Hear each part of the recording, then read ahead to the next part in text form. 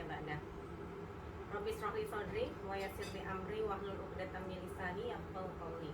Raditu billahi rabbah wa bil islami dina wa bi Muhammadin nabiyya wa rasulah. Rabbi zidni ilma warzuqni fahma. Amin ya rabbal alamin. Terima kasih Mbak Ida, Pak Oscar Beraleta, apa namanya, atas undangannya untuk Pak Ustadz, bukan kita kayaknya. Iya. Pak Ustadz kita yang dan ya, IICT. kita yang semangat hore-hore nganterin, insyaallah. Alhamdulillah, mudah-mudahan barokah. Amin. Terus jangan kapok, sering-sering ikannya enak ya. Ya udah, kita mulai aja Pak Ustadz. Langsung Pak Ustadz. Bismillah. Lanjut ya. Lanjut Pak.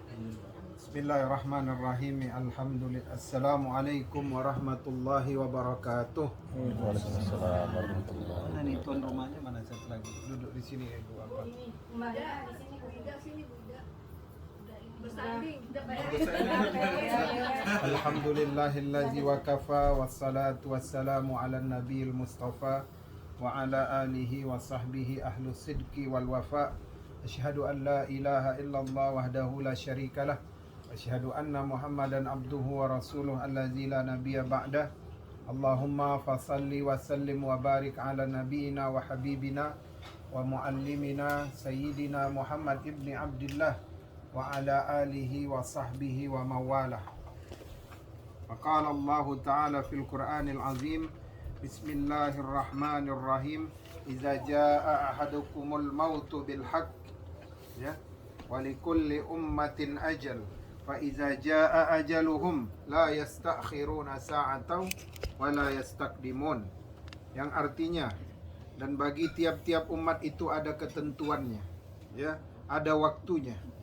Fa iza jaa ajaluhum, maka apabila telah datang ajal mereka, ya, ketentuan mereka untuk meninggalkan jasadnya, la yastakhiruna sa'ah, tidak dimundurkan barang satu detik pun, wala yastaqdimun, dan tidak akan dimajukan barang sedetik pun. Sadaqallahul azim.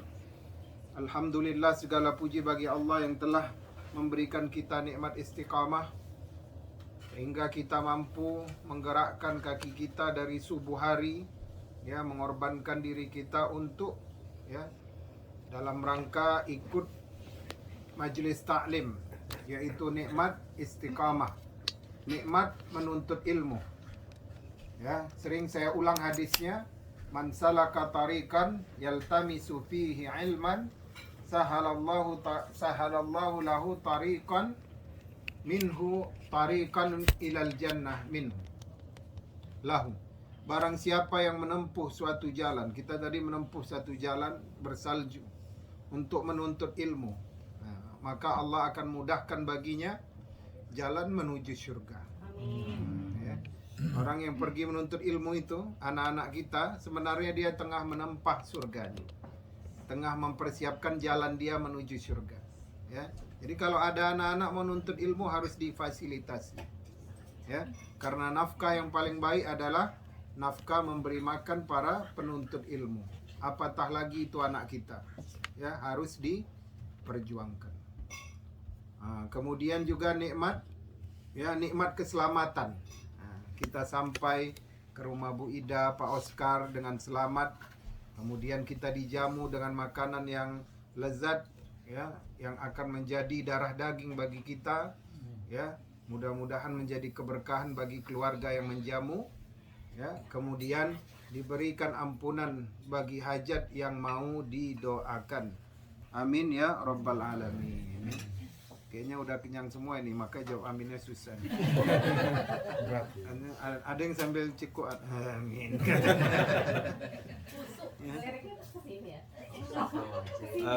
Sebenarnya topik kita pada hari ini, ya, karena saya lihat dari menunya, sebenarnya saya salah bawa judul kayaknya. Ya, untung kita sudah makan. Kalau enggak bisa jadi nanti, ya, yang bapak-bapak enggak selera makan setelah topik ini. Ya, bawaannya mau berzikir aja. Saya kenyang Ustadz, ya, saya mau zikir aja gitu. Insyaallah topik kita adalah sakaratul maut, ya. Langsung ganti musik ini pengiringan. Mas Agung tadi. Sakaratul maut. Yaitu apa sakarat? Sudah jadi bahasa Indonesia, yaitu rasa sakit ya pada saat kematian. Kata siapa namanya di sini, Imam Al-Ghazali, yaitu halatut ta'arrad bainal mar'a wa aqlih, yaitu keadaan di mana pada saat itu ya seorang anak Adam merasakan goncangan pada badan dan akalnya ya. Kalau di dalam ilmu kedokteran ya pernah dikaji tentang orang yang akan kehilangan nyawa, itu dia otaknya, akalnya itu seperti mendapatkan pukulan yang keras ya, seperti mendapatkan pukulan yang keras ya.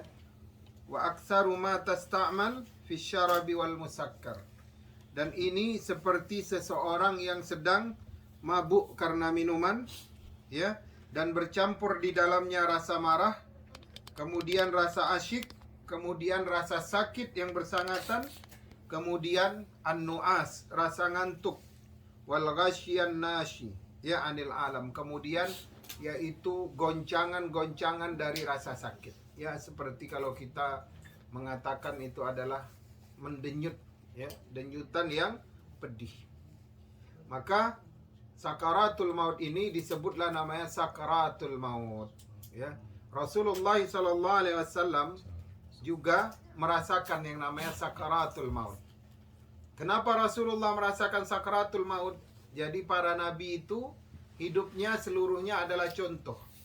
Kalau contoh harus dipraktekkan dulu kepada siapa? Kepada dirinya dulu, baru kepada umatnya. Mudah bagi Allah untuk mengatakan udah, except Muhammad, dia tidak usah merasakan sakratul maut. Tapi tidak. Hadisnya dari Ummul Mukminin Aisyah ya, ketika Rasulullah sakratul maut di atas pahanya ya, di atas sakit yang akan membawanya pada kematian ya, Rasulullah SAW itu meletakkan tangannya di atas sebuah mangkuk yang berisi air. Jadi di sebelah Rasulullah itu ada mangkuk, kemudian Rasulullah meletakkan tangannya di dalam mangkuk berisi air tersebut, kemudian kedua tangannya, kemudian meletakkan air tersebut ke atas wajahnya. Ya.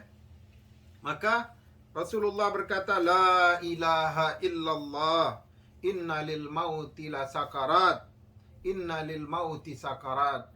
Ya, kata Rasulullah, la ilaha illallah, sesungguhnya pada kematian itu ada rasa sakitnya. Ya. Jadi kata Aisyah, tambahan hadis itu, ketika Rasulullah letakkan air ke atas wajahnya, maka pada saat itu juga kering itu air. Karena apa? Karena saking panasnya badan Rasulullah sallallahu alaihi wasallam, dan itu terasa di paha Ummul Mukminin Aisyah. Kemudian apa yang dikatakan oleh Rasulullah setelah la ilaha illallah inna fil mauti la sakarat?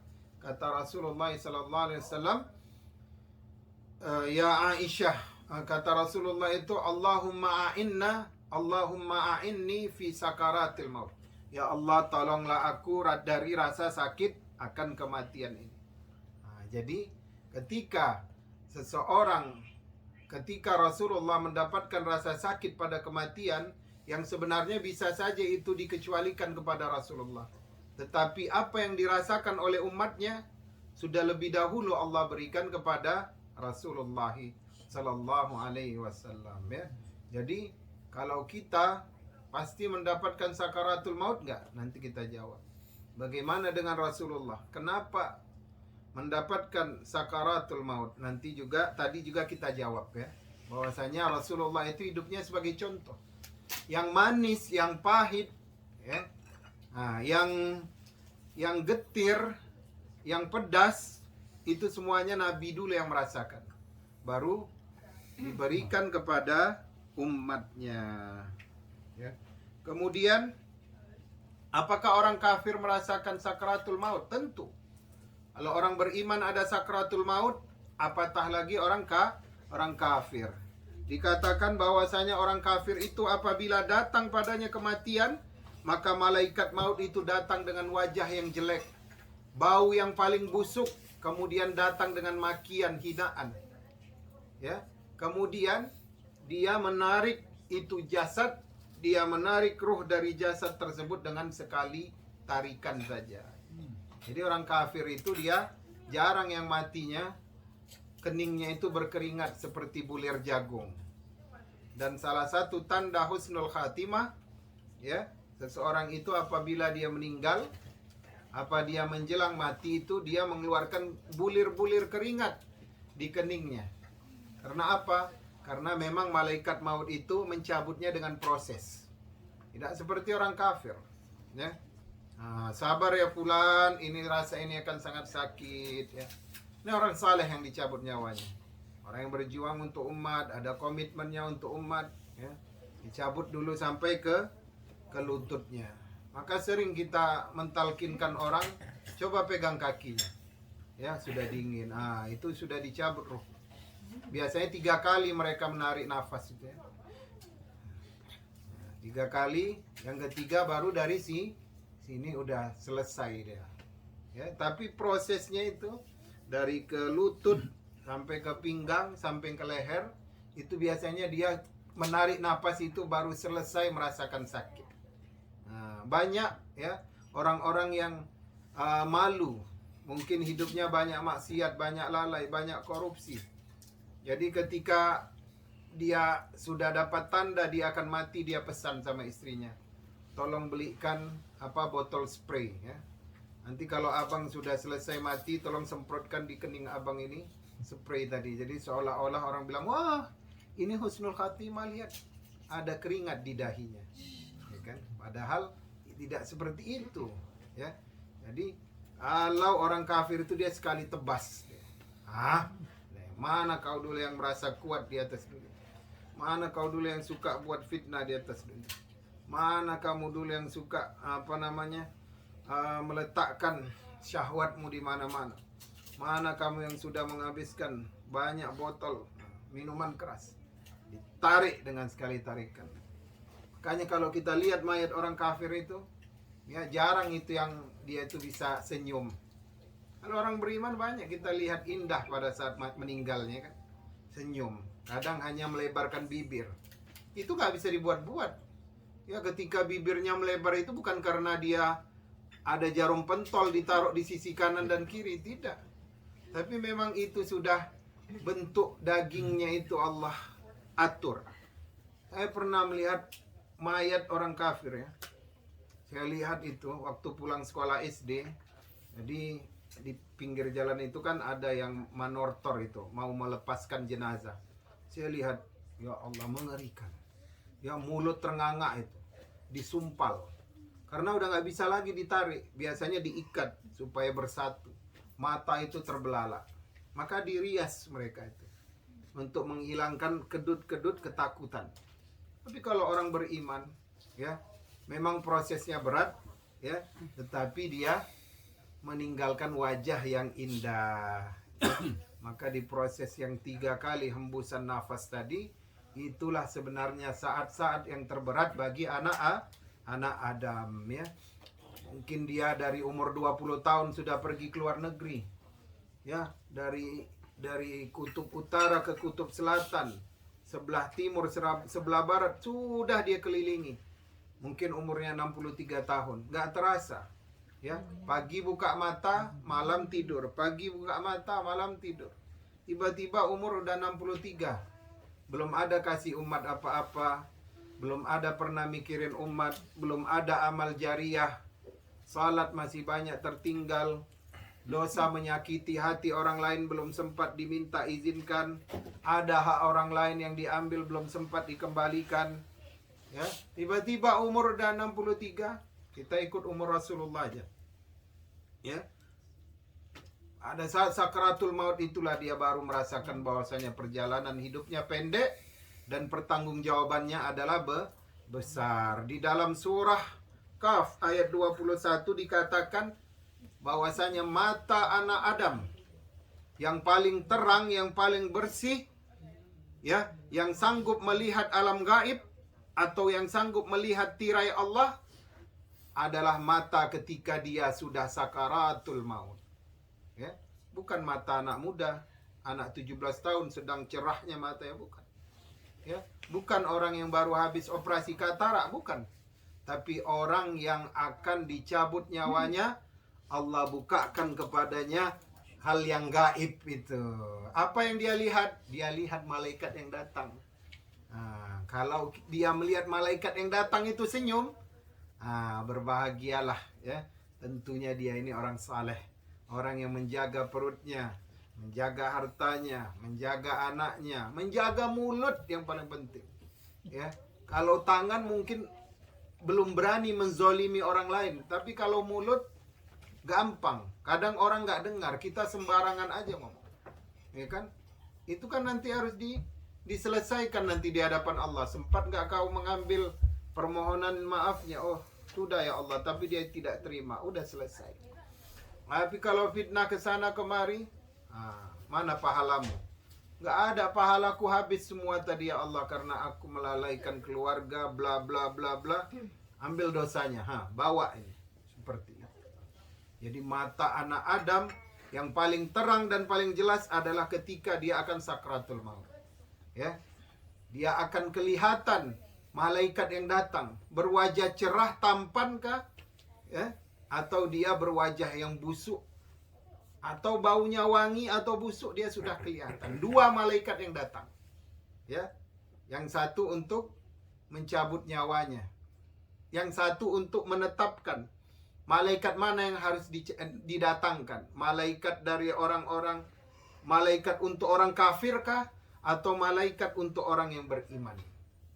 Jadi maka kata Rasulullah SAW, ya, Ibnu Adam itu ketika sakratul maut itu dia seperti terombang-ambing di atas samudra yang luas, yang gelap. Maka dia menunggu pelampung yang dilemparkan oleh keluarganya itu. Ya, kalau pelampungnya itu kalimat talqin la ilaha illallah, ya, maka pelampung itulah yang datang. Apakah yang dia tunggu adalah kalimat yang dilemparkan itu, yang pelampung itu, apakah Al-Fatihah, apakah surah Al-Ikhlas, apakah surah Yasin, apakah Al-Baqarah? Mereka seperti sedang hanyut di tengah samudra yang luas, gelap. Ya, maka orang yang akan hadir pada sakratul maut itu ditemenin. Ya. Kadang ada kita masuk ke rumah, baru di depan para menantu udah ngobrol, ya, ngobrolin mobil. Ini orang tua di belakang sakratul maut nih. Ini contoh orang tua yang selalu mempersiapkan dunia anaknya saja. Dua menantu udah ngobrolin mobil di depan. Yang di tengah cucu lagi nonton Upin Ipin. Itu orang tua itu di dalam jelas loh matanya melihat. Sampai ke depan pagar sana dia lihat apa yang dikerjakan oleh menantunya. Ya. Sampai nanti di dapur, ya, anak-anak perempuannya udah ribut nanti masalah tanah kebun di belakang rumah. Ya. Nanti sampai di kamar cuman siapa yang menemani? Istrinya yang tercinta. Ya, mungkin di dunia dulu banyak disakiti hatinya, ya. Mungkin dulu di dunia dianggapnya singa. Ya, ternyata itulah yang menemankan dia untuk membacakan kalimat talqin. Kalau kita orang yang menjaga diri, insya Allah tidak perlu pelampung. Kalimat talqin itu kita sebut dengan sendirinya. Pernah ada video viral itu Syekh, di mana itu, entah di Jordan, entah di mana, lagi ngasih tausiah kematian. Ya seperti ini, berkursi-kursi gitu tausiah. Tiba-tiba dia terkejut, langsung bilang la ilaha illallah. Dengan nada yang cepat langsung dia mati, tergolek begitu. Wah, itu adalah hidup yang sangat beruntung, ya. Man kana akhiru kalamihi la ilaha illallah dakhalal jannah. Barang siapa yang akhir ucapannya adalah la ilaha illallah akan dimasukkan ke dalam surga. Itu adalah penjagaan yang hebat itu terhadap hidup, saya yakin. Ya. Itu orang yang diberikan kesempatan adalah orang yang benar-benar mempersiapkannya.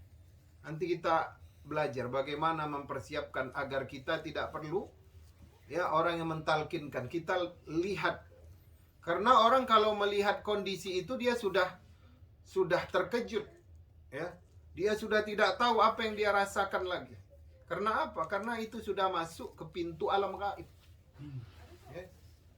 Macam-macam. Selama ini dia terbuai dengan anaknya, cucunya, fasilitas hidupnya. Tiba-tiba datang satu sosok yang dia tidak mengerti sama sekali tentang itu. Ya. Maka susah untuk melafazkan kalimat la ilaha illallah. Jadi nanti kalau ada orang tua kita, ya, yang mau datang kepadanya kematian, duduk kita situ, bacakan Yasin. Ya. Nanti yang sebelah lagi, cucu sebelah kiri, bacakan surah Al-Ikhlas. Yang di telinga nanti, ya, anaknya membacakan kalimat talqin, ayo ayah sebutkan la ilaha illallah. Pesankan kepada anak kita. Ayah sekolahkan tinggi-tinggi, ya, cukup nanti kalian, ya, lemparkan pelampung sebanyak-banyaknya. Karena bagaimana kita hidup, begitulah kita mati, kata Rasulullah. Yaitu seseorang akan dicabut nyawanya sesuai dengan kebiasaannya. Kalau kebiasaannya mencaci maki orang, maka pada saat kematian nanti akan ditunjukkan. Kalau kebiasaannya itu adalah mendengar yang melalaikan, bisa jadi lagu, bisa jadi hobi yang memenuhi hatinya. Sekarang kan hobi banyak yang memenuhi hati, ya, nggak masuk di akal udah. Di Jakarta itu orang main sepeda itu sampai jam 12 siang, kemana-mana itu. Padahal ke masjid itu nggak sanggup loh sholat subuh, yang cuma 15 menit. Tapi keluar untuk konvoi naik sepeda dari jam 4 udah prepare. Sampai jam 12 masih di jalan itu. Kadang di tengah ditabrak sama orang, geder, mati. Ya. Nah, jadi hobi itu juga kalau terlalu dia mengambil porsi yang banyak terhadap hati, ya, maka nanti bisa jadi kita, ya, waktu sakaratul maut ingatnya apa? Kan ada orang kalau dengan MU itu aduh gitu. Teriak-teriak Ronaldo. Kalau dengan Manchester, saya nggak tahu apakah salah itu. Pokoknya seperti itu. Teman saya begitu. Dia kuliah di London, datang si Ronaldo, teriak-teriak. Padahal S1, S2 dia di Al-Azhar. Saya bilang kenapa begitu? Itu hobi idola itu nanti akan mempengaruhi kita ketika sakratul maut. Nah, maka sebaik-baik kalimat yang kita ucapkan, kita latih sebelum kita tidur adalah mengucapkan kalimat la ilaha illallah. Ya. Kalau kemarin kita bilang mensucikan hati dengan bertaubat, kemudian dengan berzikir, kemudian dengan apa? Dengan salat, kemudian yang terakhir dengan bersalawat. Ya. Kalau sekarang ini yang untuk tidur latih. Karena tidur itu adalah mati kecil. Tidur, tiba-tiba nelpon anak, ya, Pak Agung dari Waterloo. Papa gimana, sehat? Mama apa kabar? Bla bla bla. Kan udah gak jadi tidur. Maka sebelum tidur ucap lagi la ilaha illallah. Kalau bisa 33 kali. Latihan. Itu adalah latihannya. Ya Allah, setiap aku sebelum mati kecil, aku selalu mengucapkan la ilaha illallah. Izinkanlah hamba, ya, ketika mati yang sebenarnya untuk mengucapkan kalimat la ilaha illallah, ya. Nah, ini yang bahayanya ini. Biasanya itu, Bu, kalau yang ketahuan banyak istri sirihnya itu waktu sakratul maut. Karena disebutnya namanya semua. Ayo Pak, ucapin la ilaha illallah. Vera Damayanti. Siapa itu, Pak? Nesara. Laporin nih. Jangan ke situ. Laporin Ustaz. Nanti ada yang jantungan kalau disebut nama kedua. Saya tahu ingatannya Nesara hari ini. Ini kayaknya nggak jadi nginep nih langsung. Sini Pak Suban nanti. Sini kunci mobil kan. Kita lanjutkan ya. Jadi biasanya rahasia-rahasia itu ketahuan pada saat sakratul maut. Ya. Kemudian hobi kita juga. Ya, ada orang yang asli ya, saya datangin itu, saya diminta ditelepon anaknya. Ditelepon anaknya katanya, "Pak Ustadz tolong datang kemari. Ayah kami ini kayaknya sudah mau meninggal." Saya bilang, "Kok saya yang dipanggil?" Saya bilang. "Kan yang disekolahin kamu," saya bilang. Ya pokoknya Pak Ustadz datang aja lah ya. Namanya pun juga Ustadz ya kan, tahu lubuk-lubuk basah itu kan. Ya kita datang aja lah ya kan, orang disuruh sakratul maut. Setiap langkah pasti dapat pahala dari Allah. Itu anak di luar. Kamu kenapa di luar? Itu talkinkan ayahmu. Saya bilang begitu. Enggak Pak Ustadz, saya takut. Kenapa? Nama kami itu dibalik katanya. Misalkan nama ayahnya Sofyan Ahmad, dia Ahmad Sofyan. Jadi dia khawatir malaikat maut itu salah cabut gitu ya. Karena namanya itu kebalik-balik gitu. Saya bilang malaikat maut itu bukan seperti kita harus PhD. Tidak, saya bilang. Ya, tidak akan salah nama, saya bilang. Ayo talkinkan. Udah Pak Ustadz aja katanya. Ya, udah kita didorong, kita talkinkan kan. Ternyata bapak itu suka lagu keroncong, edik benar dengan lagu Sundari Sukoco itu. Diajarin, ayo Pak, la ilaha illallah. Dia keluarkan nada-nada lagu keroncong. Saya tanya, bapak memang beneran suka lagu keroncong? Ditunjukin itu kaset-kasetnya. Memang suka. Nah ya, jadi ibu-ibu ini yang sambil masak itu dengerin lagu dangdut apa, entah kucing garong ya, entah suamiku direbut pelakor, entah apalah ya. Itu rubah dengan apa? Dengan tilawah Al-Quran ya. Saya itu misalkan begini, ibu-ibu itu kalau masak, saya itu paling senang kalau ceramah, kalau lagi masak dengar ceramahnya Ustadz Abdul Somad. Nah, itu bagus. Nanti ketika dia sakratul maut ya, maka dia akan ingat nasihat-nasihat UAS tersebut. Nah, karena dia ICT saya sebut juga lah ya. Dia suka dengar ceramah Ustadz Adi Hidayat. Maka nasihat-nasihat itu akan teringat ketika dia sakratul maut. Jadi hobi itu benar-benar itu. Ada nanti nama kajiannya asyik. Asyik itu terkait hobi. Dan itu ternyata bahaya penyakit asyik itu. Jadi ketika seseorang sakratul maut, matanya terang, dia melihat apa yang dilakukan orang di dalam rumahnya itu. Ya, kemudian dia melihat malaikat yang datang. Tapi sebelum proses malaikat datang, sudah dipersilahkan dahulu setan-setan untuk mengerubunginya. Dikerubungi itu orang yang akan sakratul maut itu. Kalau nggak kuat majelis taklimnya, bisa-bisa lepas. Kata Rasulullah, syaitan itu akan menyamar sebagai orang tuanya yang sudah meninggal. Ya, berada di kedua kakinya. Ibunya mengatakan, wahai anakku, ikutlah kepada agama Yahudi. Karena nanti dialah yang akan menyelamatkan kamu. Lihatlah di belakang ibu ini ada surga. Ya, dinampakkan gambar surga itu oleh syaitan itu dengan karangannya. Maka kalau orang yang nggak pernah dengar hadis ini, dia akan ikut. Maka kalau orang yang terbiasa hidupnya itu menganggap agama semua sama, terlalu plural, kemudian dia suka mengejek orang Islam, membenci majelis taklim, ya, nggak suka lihat orang pakai jenggot misalkan, nggak suka lihat orang pakai baju yang menampilkan keislamannya, itu biasanya setan itu cepat meraih dia nanti untuk ikut agama Yahudi. Ibunya itu bawa air lagi. Orang sakratul maut itu, walaupun dia tidak terasa panas, tapi mereka itu merasakan kepanasan yang sangat bersangatan. Dia bawa air dalam mangkok, air dingin. Ya, kalau engkau ikut kepada agama ibu, maka air ini akan ibu letakkan ke dalam mulutmu. Ya, karena rasa haus yang bersangatan. Ayahnya datang pula, setan tadi menyamar. Sebagai orang tuanya laki-laki mengatakan, jangan ikut agama Nasrani. Isa adalah juru selamat kita. Ya, lihat ayah sekarang bahagia di dalam surga. Ini fitnah benar. Kenapa? Karena disitulah syaitan terakhir kali berjuang untuk mengganggu anak Adam. Ya, ini hadisnya sahih. Ya. Dan dia juga membawa buah-buahan yang segar yang bisa membasahkan tenggorokan si orang yang akan sakratul maut itu. Maka Imam Ahmad diceritakan oleh anaknya, Muhammad bin Ahmad bin Hambal. Apa kata ayah? Kata si Muhammad, ayah, tadi engkau sempat tidak sadarkan diri. Kemudian aku ajarkan engkau kalimat talqin la ilaha illallah. Kenapa engkau mengatakan la.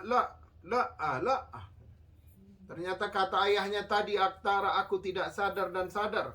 Ya, sesungguhnya ada jin yang mengatakan kepada diriku, wahai Ahmad, sesungguhnya aku sudah menyerah untuk menggodamu. Ya, wahai Ahmad, sesungguhnya itu kamu itu tarafnya, kalibernya itu bukan kaliber yang kecil lagi. Kata Imam Ahmad, tidak. Kenapa ayah jawab tidak? Karena kalau aku jawab iya, sesungguhnya itu adalah pancingan dari dia untuk menyombongkan hatiku. Ya, untuk menjadikan aku ujub bangga. Karena sekelas jin pun tidak bisa menggodaku pada saat sakratul maut. Jadi memang benar. Maka orang yang akan sakratul maut itu ditemankan. Banyak syaitan yang menggoda dia untuk menariknya kepada kesesatan. Ya, jamaah yang dimuliakan oleh Allah Subhanahu wa taala, maka perkara sakratul maut ini bukan perkara kecil. Ya, semenjak kita akil balik dapat membedakan yang benar dan yang hak dan yang batil, sebenarnya itu kita tengah mempersiapkan sakaratul maut kita. Ya, perjalanan manusia ini ya terasa berat ketika berada di hujung-hujungnya. Ya, maka banyak orang yang diberikan ya rasa sakit di akhir tuanya itu karena apa? Karena untuk membersihkan dosa-dosa. Jadi bahagia sebenarnya orang tua ya yang menjelang kematiannya itu dia diberikan sakit oleh Allah. Ya, kalau dia ridha itu adalah sebagai pembersih daripada dosa-dosanya. Ya. Jemaah yang dimuliakan oleh Allah Subhanahu wa taala. Maka sakaratul maut ini adalah perkara yang bukan perkara ringan, tetapi memang sesuatu yang harus dipersiapkan.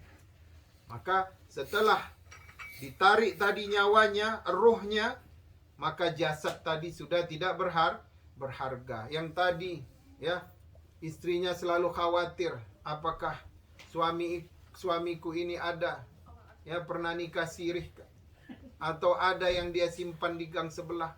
Ya, sekarang jadi tidak berharga itu mayat. Karena apa? Ayo cepat-cepat. Ayo cepat-cepat di bawah. Suamiku yang ganteng ini, suamiku yang kaya, ya. Suamiku yang banyak debit cardnya, tolong dibawa segera ke alam kubur. Ya, begitulah kehidupan manusia. Kalau kita sering-sering mengingat kematian, maka itu adalah penyeimbang kehidupan dan penyeimbang hati. Kehidupan ini harus ada penyeimbangnya. Ya. Apa itu penyeimbang hidup? Mati. Penyeimbang kaya adalah dengan melatih diri untuk merasakan penderitaan orang miskin. Jamaah yang dimuliakan oleh Allah Subhanahu wa taala. Udah selesai tadi proses sakratul maut. 3 kali tarikan. Pernah nggak menemani orang mati? Coba kalau pegang kakinya itu, dingin itu. Ya, 1 kali tarik nafas itu ke pinggang udah dingin. Nah, yang ketiga baru sampai di sini. Setelah di sini itu sudah ditutup pintu taubat. Ya, Allah menerima taubat anak Adam sampai al-ghargarah, sampai tenggorokan. Maksudnya sampai nyawanya di tenggorokan. Setelah di tenggorokan, maka sudah tidak diterima lagi taubatnya. Hal ini yang terjadi kepada Fir'aun kan? Inni amantu bi Rabbi Musa wa Harun, kata Fir'aun ketika sudah tenggelam di Laut Merah. Dalam tafsir Ibnu Katsir dikatakan Jibril mengambil pasir laut tersebut kemudian memasukkan ke dalam leher Fir'aun. Jibril sendiri tidak reda. Fir'aun beriman kepada Allah setelah pengakuannya sebagai Tuhan. Ya, jadi selagi badan sehat, ya, maka selagi orang itu nyawanya belum sampai di tenggorokan, ajak dia beristighfar. Ajak dia untuk mengucapkan kalimat la ilaha illallah. Kalau sudah selesai la ilaha illallah, ya, kita sudah tenang. Ya. Kalau keluar bulir-bulir keringat, berarti kita sudah tenang. Ini min tanda-tanda husnul khatimah. Kemudian wajahnya itu menampilkan sesuatu yang indah. Kadang ada orang waktu sakit itu ngeri kita melihatnya, itu istilahnya serem. Tapi ketika sudah dia meninggal, malah yang tadinya jenggotnya putih menjadi hitam, yang tadinya pipinya itu turun menjadi kencang kembali, bercahaya. Itu tanda-tanda seseorang husnul khatimah, ya. Jadi setelah dicabut baru dibawalah dia menjumpai Allah Subhanahu wa taala. Siapa yang dibawa? Ruh tadi. Kan kita tahu kalau ruh yang kafir, roh orang musyrik, roh orang yang mati dalam keadaan maksiat, su'ul khatimah namanya kan. Kemudian roh orang munafik itu dicabut dengan makian, hamunan, dengan satu kali hentakan, digeret, dibawa. Setiap mengetok pintu-pintu langit, malaikat itu memaki roh tersebut. Ya, katanya, wahai jiwa yang sayyi, jiwa yang jelek, jiwa yang buruk, yang bau, ya, kembalilah kepada rahmat Tuhanmu, ya, dengan kemurkaan dari setiap penduduk langit. Tapi kalau yang dibawa adalah ruh orang yang saleh, yang mati dalam keadaan husnul khatimah, maka setiap malaikat itu mengetok pintu langit, siapa yang kau bawa? Mengapa harumnya begitu indah? Mengapa harumnya begitu semerbak? Ini adalah ruh anak Adam yang mati dalam ketaatan kepada Allah Subhanahu wa taala. Ya, ahlan wa sahlan. Ya, assalamu alayka, keselamatan atasmu sampai nanti menjumpai Allah Subhanahu wa taala. Setiap lapisan langit itu akan dipuji, akan disambut oleh para malaikat. Ya. Barulah diletakkanlah ruh tadi ke dalam, ya, kalau pendapatnya akidah Asy'ari, kita ini kan Asy'ari semuanya. Asy'ari itu adalah yang memahami bahwasanya roh itu setelah dihadapkan kepada Allah dikembalikan lagi ke dalam jasadnya untuk dia merasakan nikmat atau azab di dalam kubur. Ya, Rasulullah SAW berkata bahwasanya setiap jasad orang beriman yang mati, maka dia sesungguhnya berteriak kepada orang yang melaksanakan fardu kifayah untuk disegerakan. Udah cepat-cepat aja, jangan banyak teori-teori, disegerakan. Ya, maka kalau para kiai itu kalau dia meninggal tengah malam, dia minta diselesaikan tengah malam itu juga. Kenapa? Karena ruh yang ada di jasad itu meminta supaya segera dimasukkan ke dalam alam barzah. Sudah dinampakkan, seolah-olah dinampakkan, ini alam barzahmu, taman dari taman-tamannya surga. Sementara orang kafir, orang munafik, orang musyrik yang mati itu, mereka merengek-rengek untuk tidak disegerakan fardu kifayah. Ya, makanya orang musyrik itu ada sampai 3 hari kan hari berkabungnya itu, dibalsem, dikasih apa, ini najis. Supaya apa? Supaya dia tidak cepat-cepat masuk ke dalam alam barzahnya itu. Ya, karena apa? Karena dia sudah melihat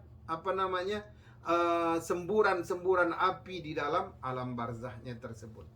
Ya, jadi bahkan ketika para pengantar jenazah yang ke alam barzah itu datang, ke alam kubur datang, ketika ditinggalkan dia mendengar suara terompah, suara sendal orang-orang yang meninggalkannya di alam kubur itu. Yang meninggalkannya di kuburan itu mereka dengar itu. Rasulullah pernah mengatakan kepada orang-orang yang mati di perang Badar, ya, wahai Umayyah bin Khalaf, wahai Abu Ja'far, wahai Fulan bin Fulan, wahai Fulan bin Fulan, wahai Fulan bin Fulan. Para sahabat terkejut, ya Rasulullah, mereka sudah mati. Tidak. Sesungguhnya setiap mayat itu Allah berikan mereka pendengaran. Pendengaran mereka lebih tajam daripada orang yang hidup. Kata Rasulullah, bukankah kalian sekarang telah menyaksikan bahwasanya apa yang aku bawa adalah benar?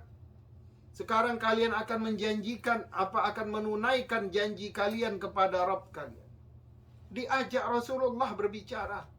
Karena apa? Karena orang yang sakrat, karena orang yang sudah meninggal itu, Allah kembalikan kepadanya ruhnya, tapi tidak bisa dideteksi oleh manusia dalam kesadarannya. Jadi ketika dimasukkan ke alam barzah, ya, mereka itu mendengar suara terompah orang-orang yang meninggalkannya.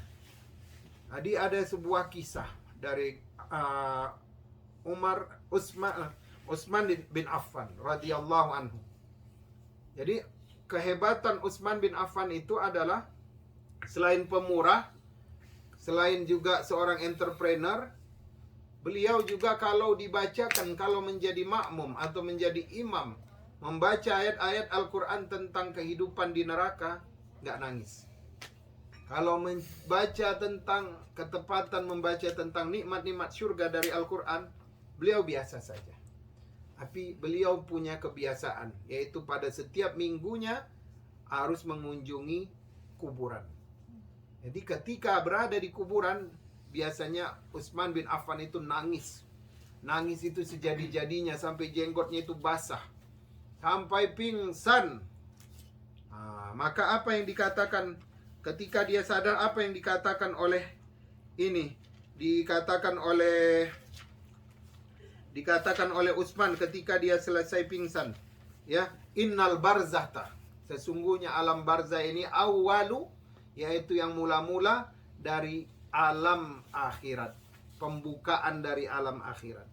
Jadi alam barzah inilah pintu pertama dari alam akhirat. Karena alam akhirat itu kan ada 9 dia prosesnya.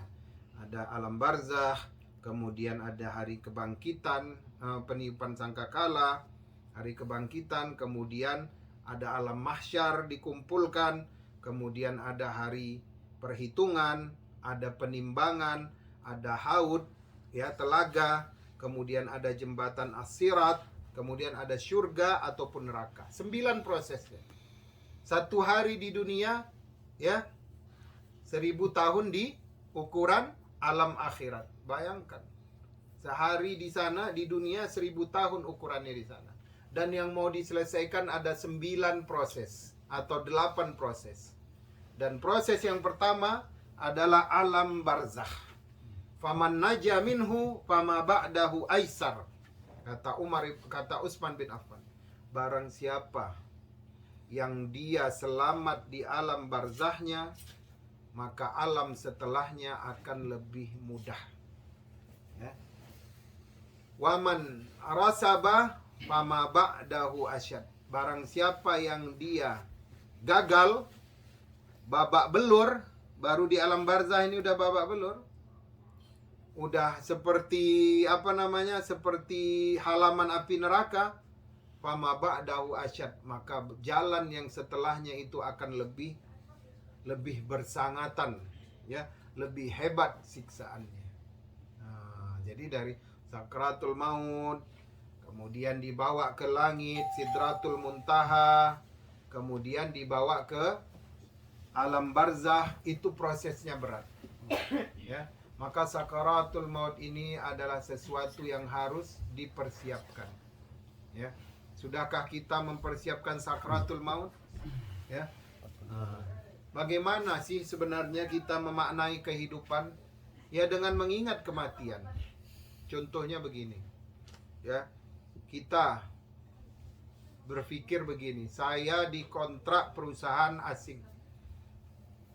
Dan saya pikir saya sanggup bekerja untuk perusahaan itu dengan benefit yang besar selama 45 tahun atau paling lama 50 tahun. Ya, ini ukuran lah. Ini anak umur 30 tahun harus sudah tahu dia. Ketika dia menerima lamaran, menerima pinangan dari perusahaan yang benefit, dia mengatakan, sepertinya aku akan bekerja di sini selama 30 tahun. Ya kan? Selesai 30 tahun. Ya.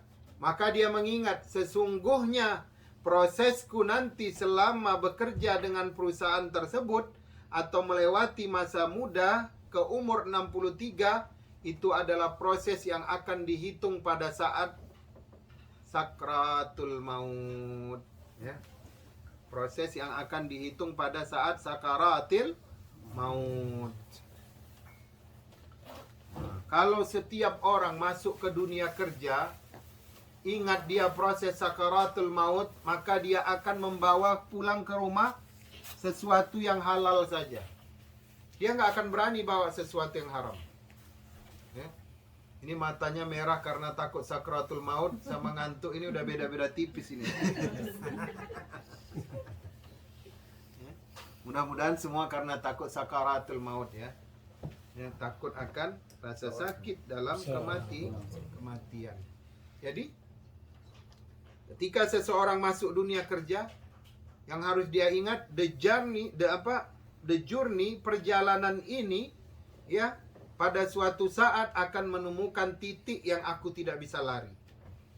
yang titik itu akan dipermudah oleh perjalanan bersih selama 30 tahun ini, gitu loh. Ya. Jadi setiap keputusan dunia, ya, kalau diingatkan dengan titik pertanggungjawaban, titik kesekaratan pada akhir, itu akan melahirkan perbuatan yang bersih, hati yang bersih, hati yang selalu mengikut kepada, mendekatkan diri kepada Allah Subhanahu wa taala. Kadang-kadang bukan apa, Pak. Banyak contoh di depan mata kita. Ya. Banyak contoh. Godaan setan ini besar sekali. Kadang kita lupa bahwasanya hidup itu adalah untuk kamu mempersiapkan sakratul maut. Berjalan. Pagi buka mata, langsung ke laptop segala macam, sholat, ke komputer, meeting dan lain macam sebagainya, malam tidur. Pagi buka mata, malam tidur. Musim liburan, jalan-jalan. Ya kan? Bertahun-tahun seperti itu, sampai tiba pada satu titik. Di titik itu kita menyadari bahwasanya semua yang aku jalani, ya, inilah dimulai pembuka pintu pertanggungjawabannya. Orang yang kacamatanya dunia menganggap bahwasanya kematian adalah perjalanan terakhir. Nah, orang yang kacamatanya Al-Quran mengatakan, ya, the journey is beginning, baru dimulai. Perjalanan ini baru saja dimulai, gitu ya. Nah, itu yang 9 tadi baru saja dimulai. Maka kalau orang dari mulai dia 30 tahun, dia ingat nanti aku di umur 63 akan menghadapi masa yang namanya sakratul maut.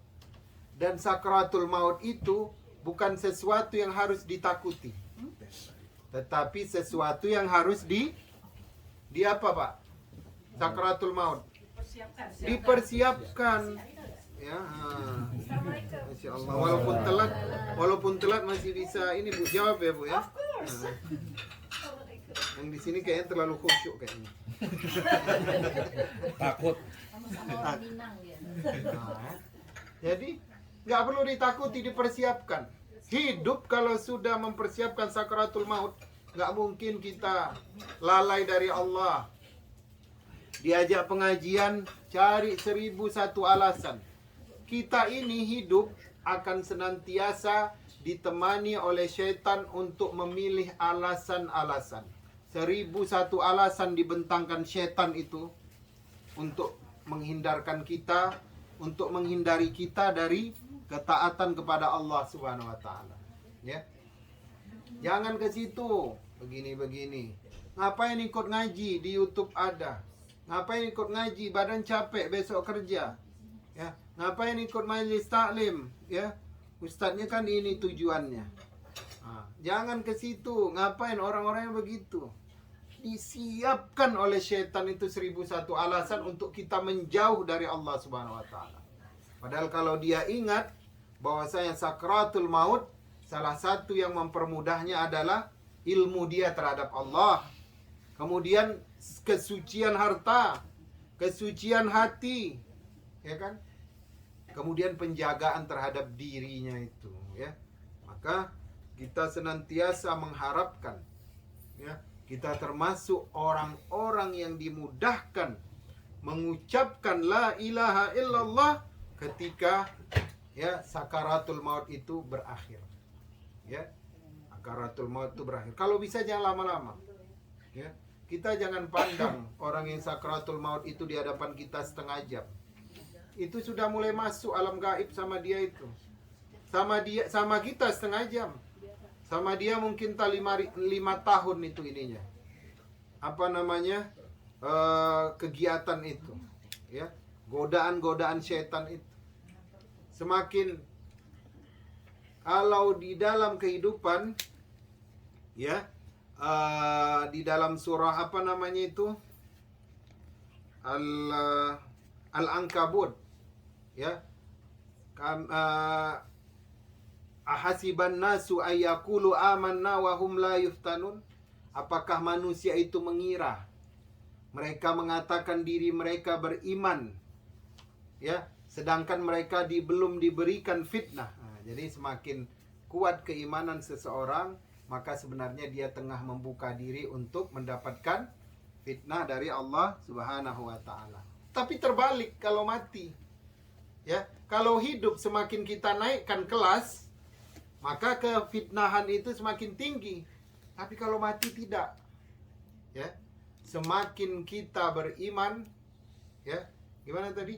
Kalau kita hidup, ya. Kita ini selesai nih pada ujian ini, naik tingkat. Nanti ujiannya beda lagi. Najah, Nabi Ibrahim itu kan sempurna ujiannya itu. Ya, maka dikatakan dia Khalil. Yang terkasih karena dia satu-satunya yang bisa melewati ujian-ujian dahsyat, termasuk anak yang disembelih. Berbeda dengan sakaratul maut. Ya. Semakin kita kuat keimanan tadi menjaga, maka semakin mudahlah sakaratul maut kita. Maka sakaratul maut ini jangan dipersiapkan nanti udah umur 60, tidak. Dari umur 30 itu dipersiapkan sudah. Ya, sudah dipersiapkan dari umur 30. Ya, maka nanti kita masuk dunia kerja akan hati-hati.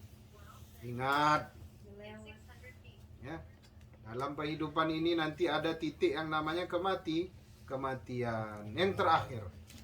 Ya, nanti sudah masuk di alam barzah, sudah pulang anak dan istrinya, sudah pulang saudara-saudaranya, mereka termenung bersedih di dalam rumahnya, ya. Kemudian apa yang akan? Ya, datanglah dua malaikat nanti. Itulah yang namakan malaikat Munkar dan Nakir. Jadi nanti ketika mereka datang, mereka langsung duduk di atas perut, di atas dada mayit yang sudah di alam barzah. Ketika duduk, apa yang dia katakan? Ya, maka datanglah pembela-pembela si mayit ini. Kalau ada pembelanya, pembela dari kepala datang ibadah salatnya. Ya, kata malaikat, kau nggak bisa kasih dia pembelaan. Nanti urusanmu di alam penghitungan. Bahwasanya awwalu ma yuhasabu indallah as-salat. Amalan pertama sekali yang akan diperhitungkan, dihitung, ditimbang di hadapan Allah adalah salat. Nah, jadi kita persiapkan salat paling kita utamakan, paling kita siapkan salat. Kalau salat nanti yang pertama ditimbang, ya, maka ketika kita sukses pada penimbangan salat, maka amal ibadah setelahnya itu akan ringan penghitungannya. Tapi kalau salat sudah babak belur, ya, salatnya sudah amburadul hitungannya, tidak memasuki kategori, ya, mereka udah pesimis. Salatnya aja begini, apalagi puasanya, ya, apalagi zakatnya, apalagi hajinya. Ya kan? Maka salat dulu. Kata malaikat tadi, ke tepi. Waktumu bukan sekarang mau kasih pembelaan. Nah, di sebelah kanannya apa? Puasa Ramadan. Dipinggirkan juga. Nanti. Ya, di sebelah kirinya ada apa? Zakatnya. Nanti. Itu urusan kalian bela-membela nanti ketika di alam mahsyar. Ini alam barzah. Datang kakinya, dari kakinya itu amal saleh. Ya, apa aja amal salehnya? Oh, dia dulu pernah ngurus masjid. Oh, dia dulu pernah ikut majelis taklim.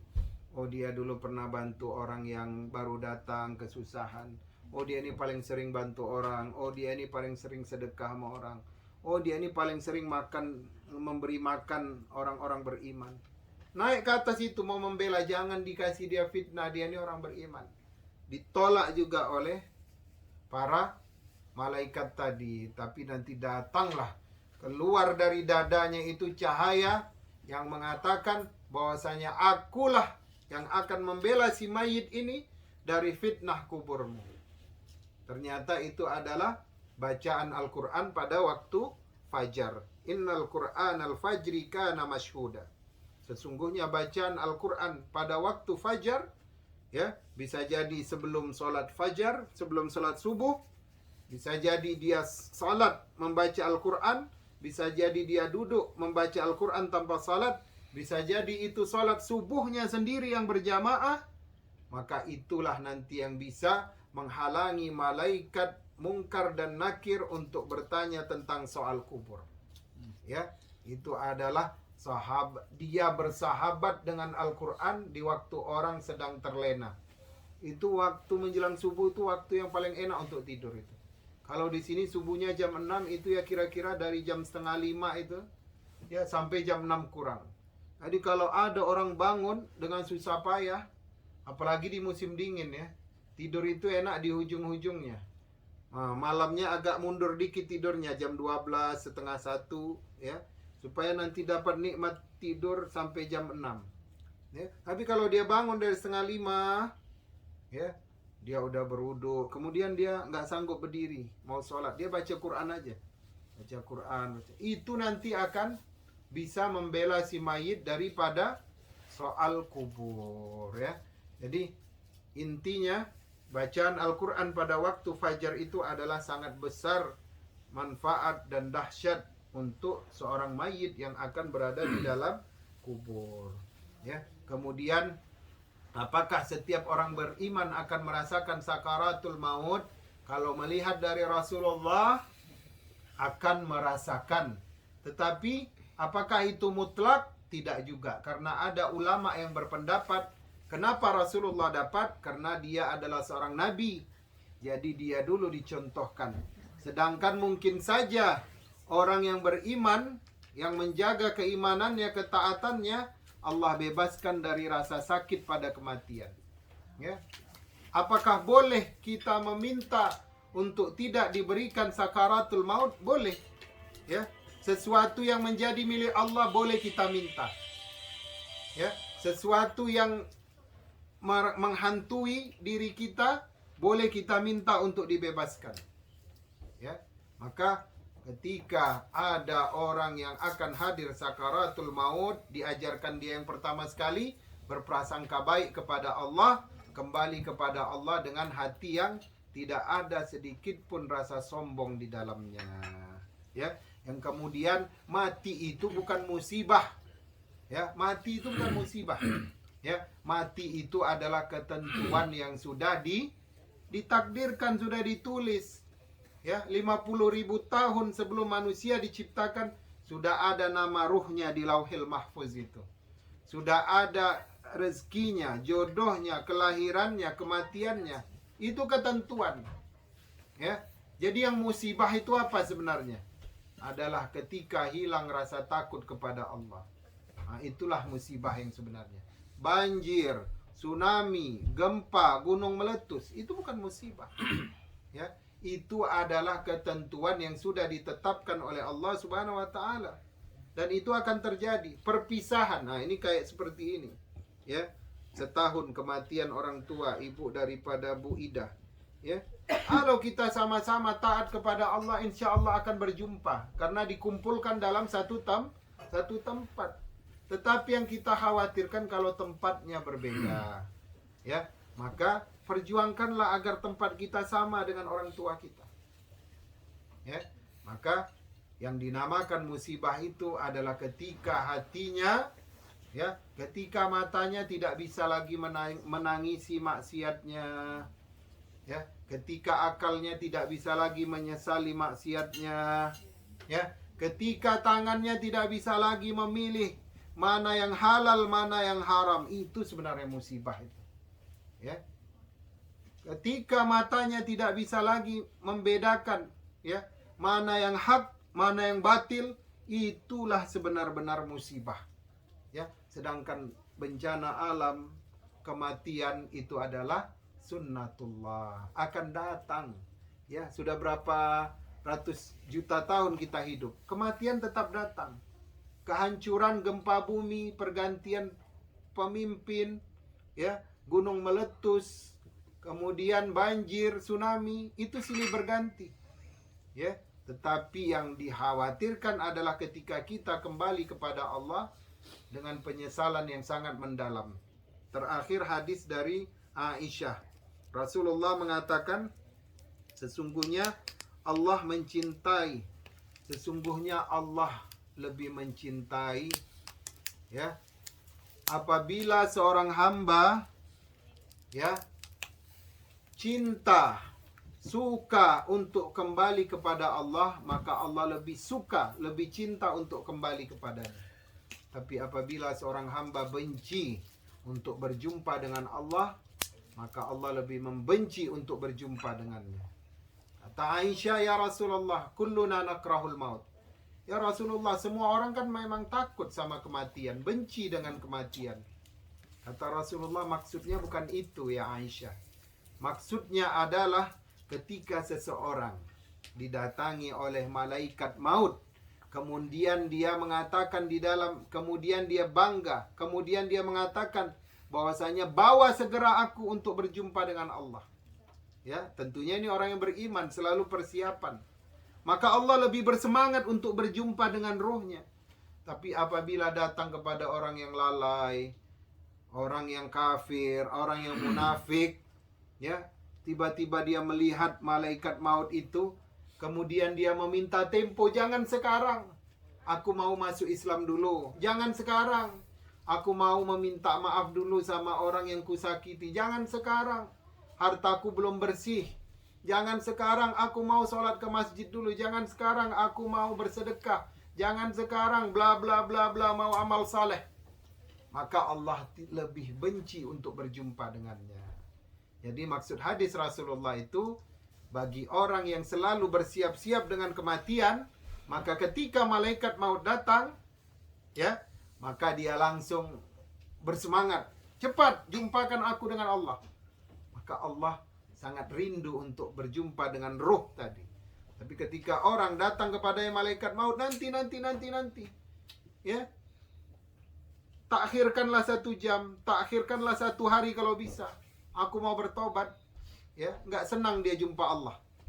Maka Allah lebih tidak senang untuk berjumpa dengannya.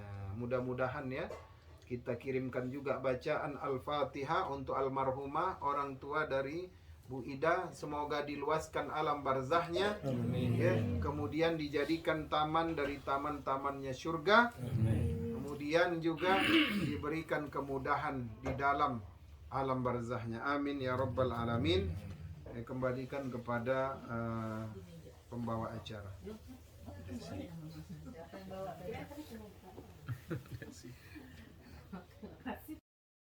Foto almarhumah Ustaz. Oh, Masya Allah. Allahumma gfir laha warhamha wa'afiha wa'afu anha wa wasi' madkhalaha wa adkhilha ila jannatikal mukarram. Allahumma ij'al qabraha raudun min riyadil jannah. Amin. Wa la taj'al qabraha hufratun min hufarin niran ya rabbal alamin. Amin. Apa tanda-tanda seseorang itu akan datang padanya kematian?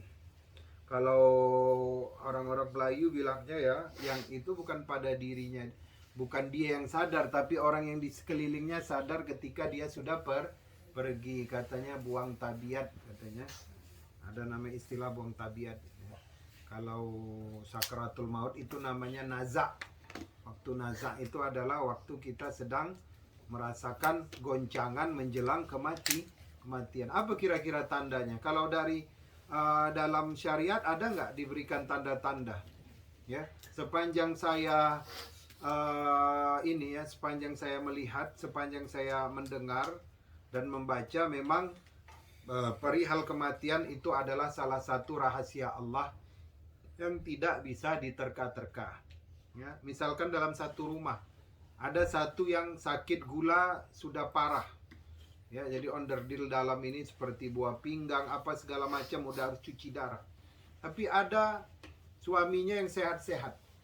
Kita nggak nyangka, kita pikir yang sekarat itu yang sakit. Ternyata yang duluan pergi adalah yang sehat. Ini menandakan bahwasanya ya, mati itu murni rahasia Allah Subhanahu wa taala. Tidak ada yang pernah diberitahukan, bahkan malaikat itu diberitahukan pun ya oleh Allah, menunjukkan bahwasanya yang gaib ini benar-benar ilmunya Allah Subhanahu wa taala.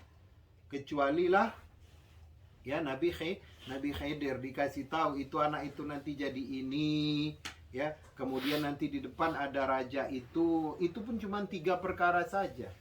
Hanya untuk mengajarkan kita saja bahwasanya ya ada sesuatu yang Allah sembunyikan.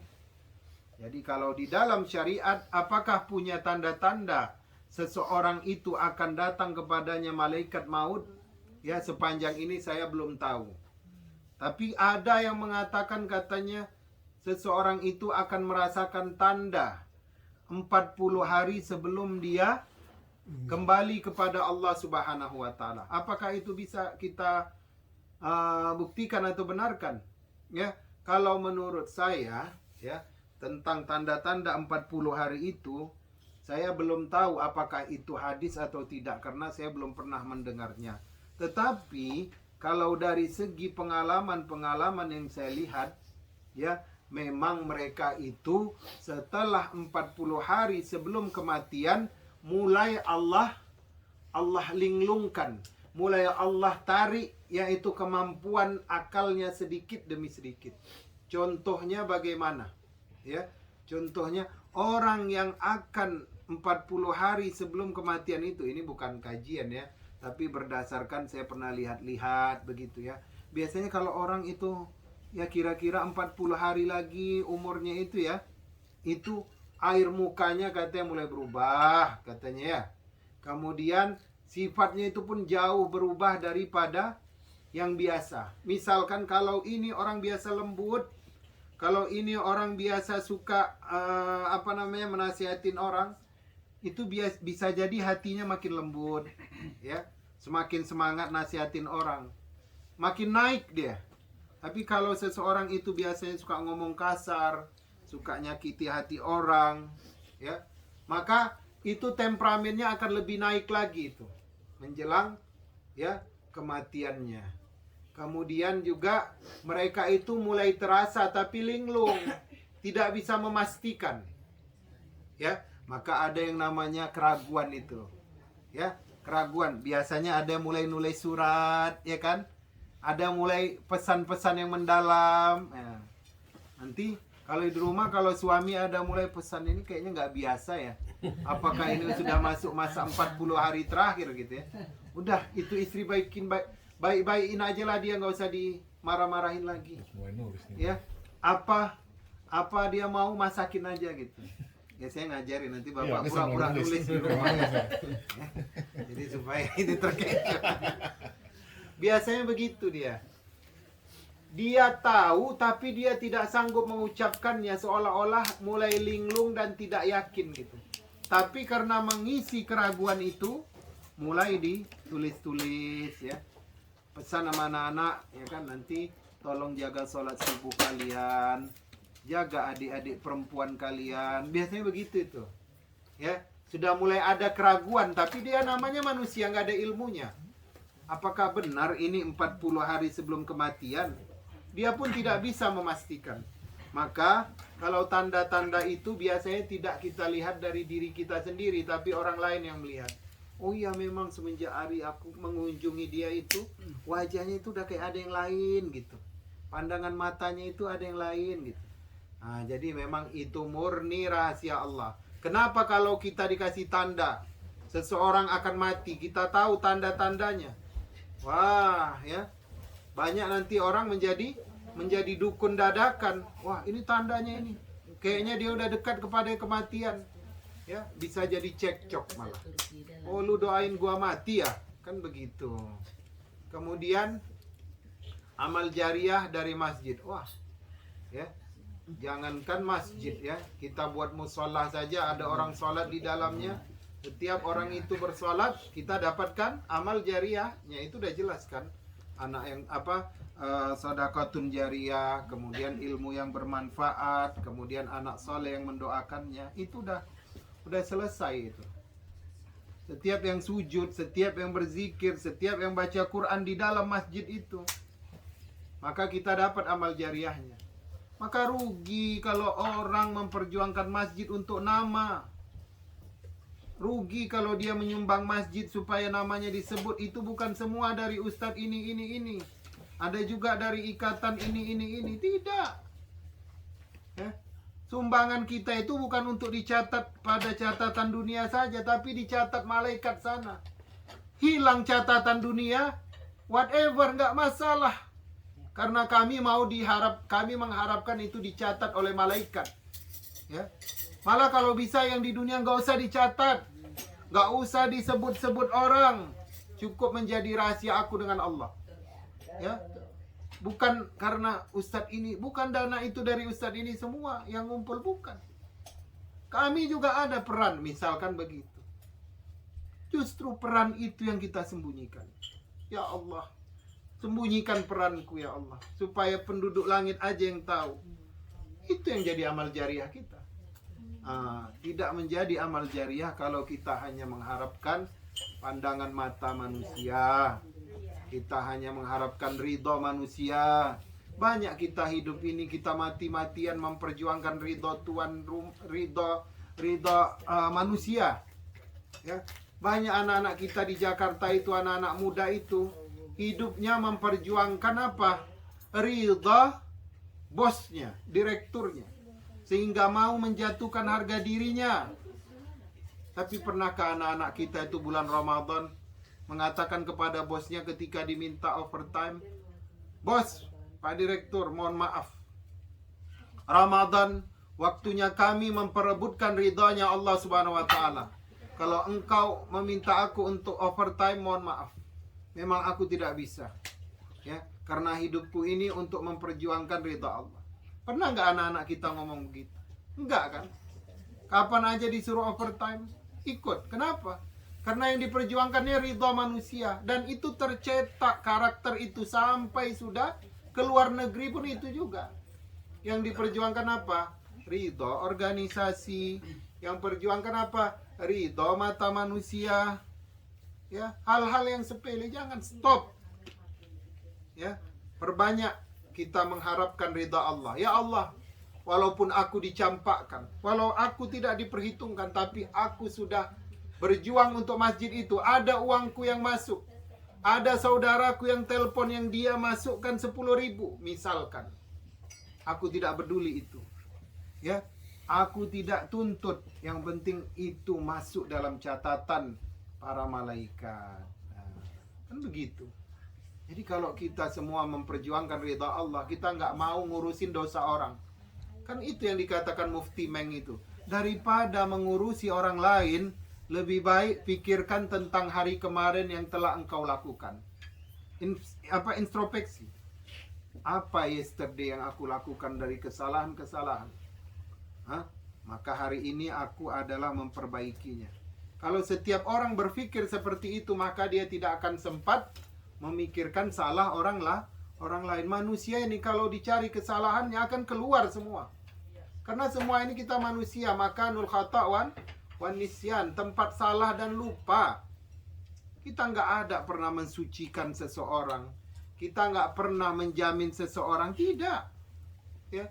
Yang kita pandang zahirnya saja. Adapun yang datangnya itu sesuatu yang gaib, nggak nampak, itu namanya prasangka. Kalau dituduhkan tanpa bukti itu menjadi dosa. Kalau kita mau meninggal, kita minta dulu izinnya, sakit hatinya. Itu jangan main-main itu. Apalagi sekarang nulis itu gampang aja. Ya, misalkan dia tulis bla bla bla bla, kena ke hati orangnya. Apalagi dia tulis nama, ya Allah. Bisa jadi kalau orangnya pemaaf udah dimaafkan.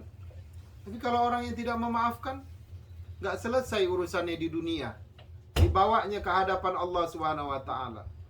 Ya, jadi masjid itu adalah amal jariah yang paling berkembang, karena selama bumi ini ada, maka masjid akan tetap ada, dan setiap ada masjid, orang yang bersujud pasti akan tetap ada. Ya, maka rugi kita jadi orang Indonesia yang dari kecil sampai mati hanya mempersiapkan anak, hanya mempersiapkan keturunan. Ya kan, istilah 7 keturunan kan begitu, supaya anak sampai keturunan yang ke-7 tidak ada yang susah. Dalam Islam nggak ada. Urusan anak urusan Allah. Urusan orang tua apa? Mendidiknya, kasih ilmu. Ya, kehidupannya, rezekinya cari sendiri. Allah sebagai pengatur rezekimu. Sedangkan aku mau bawa pula amalku untuk Allah Subhanahu wa taala. Kalau kita mati-matian ngurusin anak, cucu, cicit, pulang kepada Allah, harta semua kita laporkan. Loh, semua harta kamu bawa? Iya. Gak pernah diwakafin? Enggak. Kenapa? Mikirin anak, masa pandemik, ada yang kena layoff, cucu, ada yang mau masuk kuliah. Oh begitu, kau mau mencoba menjadi Tuhan bagi anak dan cucumu. Begitulah kejahilanku ya Rabb, tolong diampuni. Ya udah, selesaikanlah, ngantri. Laporkan harta kekayaanmu di atas dunia. Ngantri. Ya. Tapi kalau orang yang wakaf sana, wakaf sini, wakaf waktu, wakaf uang, ya, mana hartanya? Ya Allah, hartaku sudah kuwakafkan. Yang bertanggung jawab nazir di belakang, ketua yayasan. Tahu, silakanlah masuk penimbangan. Udah ada di situ timbangannya. Gak perlu dipikul. Oh, udah ini selesai. Ya, kenapa? Karena nanti yang mempertanggungjawabkan orang yang di belakangnya. Ya, dia udah selesai urusannya. Udah langsung istirahat ke tamannya surga. Ya. Jadi perbanyaklah amal jariah kita.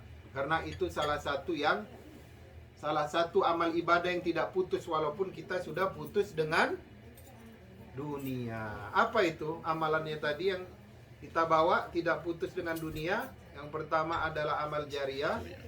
Yang kedua adalah ilmu yang bermanfaat. Ilmu apapun itu. Ya, ilmu cara buat markobar, ilmu cara buat gulai tunjang, macam-macam. Pokoknya semua ilmu yang bermanfaat yang dipakai orang, selagi dia berkembang maka pahalanya nyampe ke kita tanpa mengurangi pahala dia. Tapi kan kita pakai sistem Cina kan, jangan kasih tahu rahasianya. Ntar dia jualan pula gitu. Jadi saingan kan gitu. Nggak jadi nanya Pak nih. Udah ada Katanya kapan Pak? Udah dibuka nggak jadi dia. Karena udah ada ininya apa namanya, gulanya. Tadi nyari gulanya, tadi nyari lagi tadi gulanya. nggak jadi nanya. Mana Ayo ini? Mas Ren, nanya lagi. Udah. Udah hilang.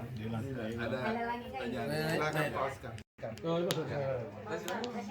Enggak, saya mau nanya simpel. Mau tanya Bapak. Itu kalau kita udah mengantar beberapa orang sakaratul maut, memang harus dikuping ya. Bentar. Kuping aja. Talqin itu harus dikuping.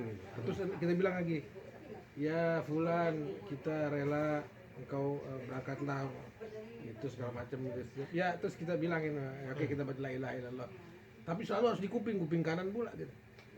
Jadi kalau dia di sebelah kiri disuruh putar dulu supaya di sebelah kanan. Apa memang begitu adabnya? Karena itu serang kalau lihat orang meninggal itu takut juga gitu. Iya benar. Itu yang anak kemarin itu, yang waktu saya di Jakarta itu. Karena namanya dibalik aja kan. Sofian Ahmad sama Ahmad Sofian, rupanya nama ayahnya dikasih ke anaknya.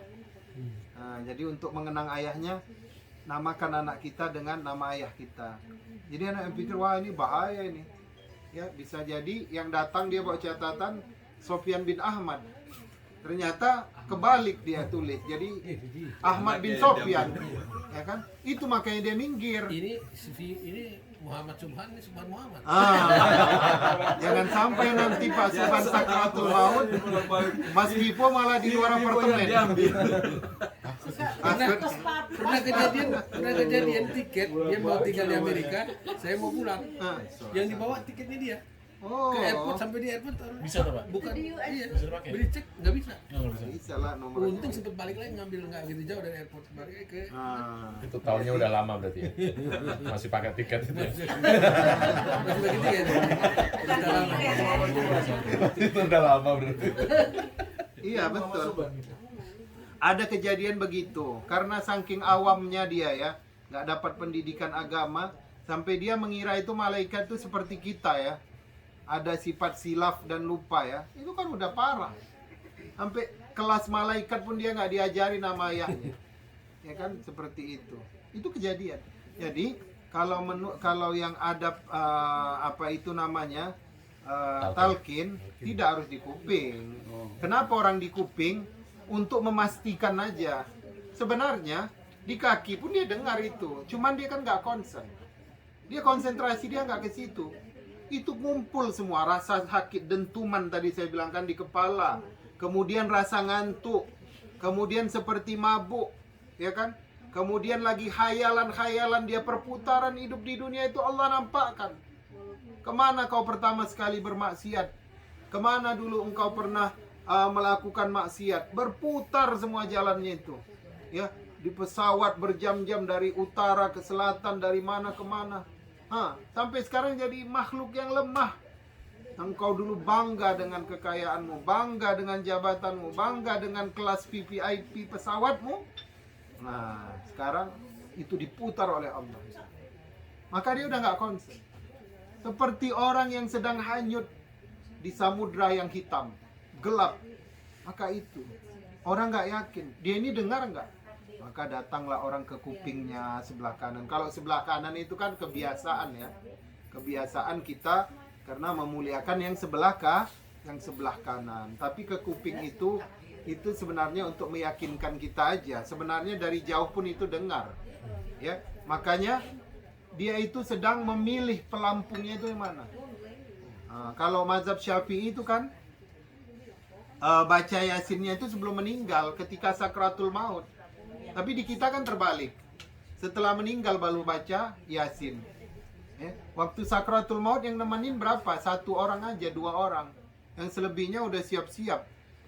Ya kan, udah mau bikin kafan lah dia. Ada yang mulai mempersiapkan makanan untuk malam nanti kalau saudara datang lah. Ya kan? Ada yang sudah mulai WA gitulah, tolong pulang ini kakek, eyang atau siapa udah ngigau gitu. Padahal yang pada saat itulah cucu itu disuruh duduk di sini baca surah Yasin. Ya, yang di sebelah kanan baca Al-Baqarah. Nanti ibu-ibunya nemenin di sebelah telinga, ayo ayah baca la ilaha, pelan-pelan la ilaha illallah. Ini saking kencangnya yang ngucapin la ilaha illallah yang hidup. Yang mentalkinkan, yang mati nggak sempat ngikutin. Pelan-pelan. Karena apa? Jadi kalau kita mintanya jangan kayak gitulah. Kita mintanya kita yang ngucapin langsung. Nah, itu baru best. Caranya bagaimana? Ya kita jagalah. Caranya itu tadi, terapinya ada, latihannya. Sebelum tidur, jadikanlah kalimat sebelum mati kecil itu la ilaha illallah. 30 tahun kita minta, nggak mungkin Allah nggak beri. 30 tahun kita latihan, nggak mungkin itu jadi kebiasaan. Bukankah kata Rasulullah, seseorang itu mati sesuai dengan kebiasaannya? Kebiasaan kamu apa? Sebelum tidur mengucapkan zikir la ilaha illallah. Ya udah, dia matinya begitu. Ada cerita di Mesir, ibu-ibu ditemukan mati akibat korban banjir di padang pasir. Rumahnya di pinggiran padang pasir. Kemudian dahsyatnya dari sekian banyak korban banjir yang ditemukan menggunakan penutup kepala, ya, baju yang tidak nampak badan, itu cuma 1 ibu-ibu. Datanglah wartawan ke rumahnya. Ini pasti ada something ini. Kenapa ibumu itu dia tidur, kan banjirnya malam, terseret semua kan. Kenapa dia bisa matinya menggunakan badan yang tertutup? Ya, kata anaknya, tahu saya, ibu saya itu kalau habis sholat doanya 1 aja. Artinya Allahumma astur uyubi wa amin rawati. Ya Allah, tutupkanlah aibku dan amankanlah auratku. Itu saja yang sering dia ulang. Allah kabulkan. Ada satu banjir, ya, ketika ditemukan mayat ibunya ini, ya, semuanya tertutup. Ya, pakai penutup kepala, kemudian bajunya yang baju panjang, ya, seperti itu. Kadang kan kita ini kalau tidur udah merasa paling bebas, ya kan? Kalau perlu pakai baju yang sependek-pendeknya. Kita nggak mikir kalau ada bencana alam, jumpa sama orang, aurat kita itu dilihat-lihat oleh orang lain. Kayak waktu tsunami di Aceh itu macam-macam pakaiannya, ya. Sampai yang lucunya itu ada volunteer cerita sama kita. Ternyata di sana itu ada yang tidur itu hanya pakai ini doang, pakaian dalam gitu. Kelihatan lagi merek celana dalamnya itu apa katanya? Yang 310.000 katanya. Oh, Himen. Dari merek itu 310.000 nih kata orang itu. Kan malu kita. Kita mau itu aurat kita itu ditutup oleh Allah. Ya, jadi doa aja. Nah, kadang kan orang kalau tidur, makanya kata Allah, Rasulullah itu kalau tidur membaca zikir ini itu supaya apa? Terhindar dari setan. Ya, banyak kadang anak-anak gadis itu tidur, ya, kadang udah bangun itu selimutnya udah di depan pintu sana. Dia udah terpampang begini. Ternyata, Pak Ustadz, ini paha saya itu kayak merah-merah, biram, kena grauk. Dia bilang, kamu tidur pakai pakaian dalam saja. Iya, kok tahu? Iya, itu jin. Lagi kalau udah tidak baca doa, auratnya dibuka-buka. Apalagi kalau dia sudah nggak berwudu tidur, nggak baca ayat kursi, udah itu makanan setan, itu ditimpa pasti. Ya, istilahnya itu, perempuan itu dia tidur telentang makruh, tidur telungkup dia dilaknat kan? Nggak boleh. Walaupun pakaian tertutup, dia tidurnya harus nyamping gitu. Perempuan. Kalau laki-laki boleh telentang. Kalau yang dia nelungkup gini juga makruh. Apalagi perempuan. Apalagi kalau dia lagi masa datang bulan. Oh, itu paling senang jin itu. Nah, maka tidurlah dengan tidurnya umat Islam, memakai pakaian yang sempurna. Kecuali pengantin baru nggak apa-apa lah ya, supaya oh sopo malah. Makanya kan ada doanya, Allahumma jannibna syaitan wa jannibis syaitan mimma razaqtana. Ya Allah, jauhkanlah syaitan dan jauhkanlah dari syaitan dan jauhkanlah syaitan dari rezeki kami. Di tidur itu pun ada adabnya perempuan, laki-laki juga ada adabnya. Katanya kok hanya perempuan, Ustaz. Oh, laki ada. Iya, karena perempuan itu kan semuanya aurat. Kalau laki-laki kan yang Bebas. aurat itu hanya ini doang. Perut doang. Urat semua, laki-laki urat semua. Kalau laki-laki itu dia yang merobek aurat itu. Pak Oscar mau nanya apa tadi? Ya. Hilangkan orang yang menjelang maut itu dia melihat banyak diperlihatkan gitu.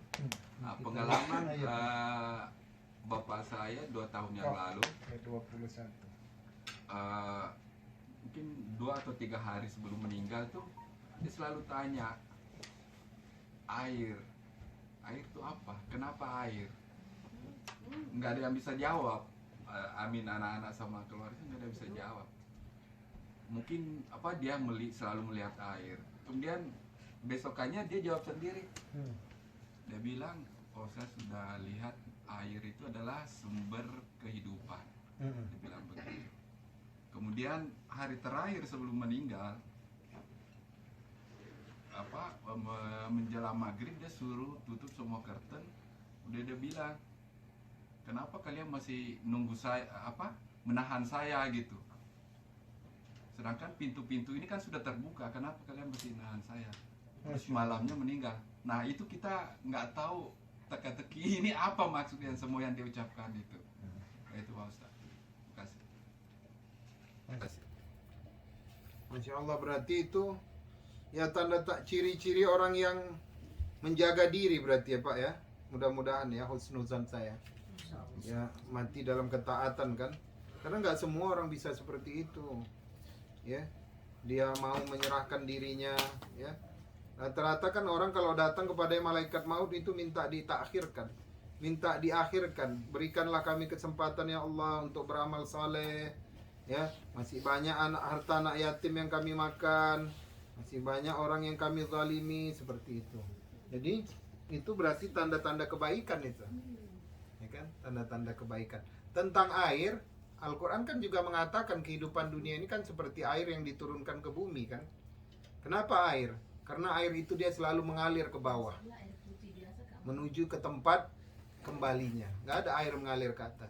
Begitulah seharusnya filosofi kehidupan manusia itu melihat air. Ya, kemanapun dia jalan jauh, pasti dia menuju kepada suatu lembah itu. Itulah lembah itu apa? Tanah kubur itu. Ya. Bapak ke tebing tinggi pun, ke tebing tinggi di Medan ya, ke bukit yang tinggi itu, ke bukit tinggi kampung lagi. Bukan, maksudnya ke gunung ya. Ke gunung pun umur naik atau turun? Turun, tetap turun kan? Walaupun kita naik ke atas helikopter, ke pesawat terbang, bukan berarti umur kita makin naik, tapi menurun. Nah, seperti itulah ketika air itu. Air dimanapun Bapak bawa, pasti dia mencari tempat yang rendah. Menunjukkan apa? Ingat, ya, umur itu kal ayyam. Apabila telah lewat kepadamu beberapa hari, maka telah hilanglah waktumu beberapa hari. Gitu ya. Habislah, limitednya itu udah mulai selesai. Gitu. Juga air adalah yang memberikan kehidupan benar. Air hujan itu yang menumbuhkan bumi. Nah, setelah tumbuh, apakah dia selamanya segar? Tidak kan? Dikonsumsi. Setelah dikonsumsi menjadi kotoran. Setelah kotoran pernah nggak kita lihat kembali kemana dia pergi? Ada, hilang. Begitu juga manusia. Setelah dia pergi, kita tidak akan berjumpa dengan dia kembali. Nggak akan. Semua yang sudah meninggalkan kita, bisa nggak kita hadirkan kemari dalam bentuk teknologi? Nggak bisa. Ya, ada cuman yang bisa di foto ayahnya digoyang-goyang ke kanan ke kiri seolah-olah hidup, itu ada kan yang di Facebook itu, tapi nggak bisa dihadirkan kembali. Jadi falsafah air itu udah memang mengajarin betul, setinggi apapun kita lari, umur itu tetap menurun ya.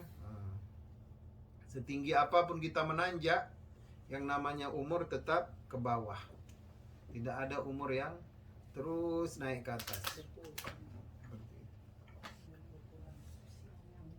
Boleh satu lagi Pak? Oh boleh.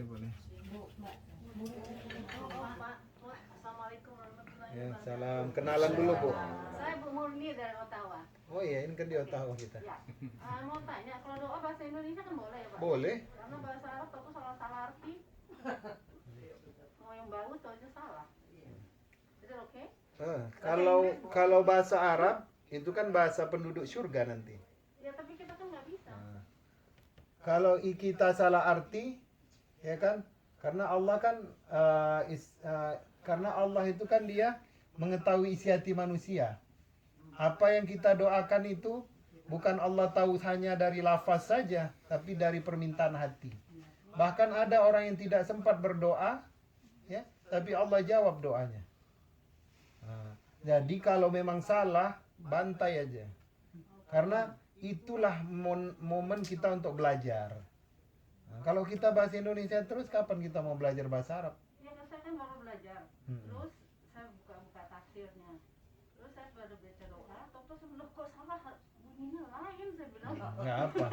Tapi Allah itu memahami isi hati kita.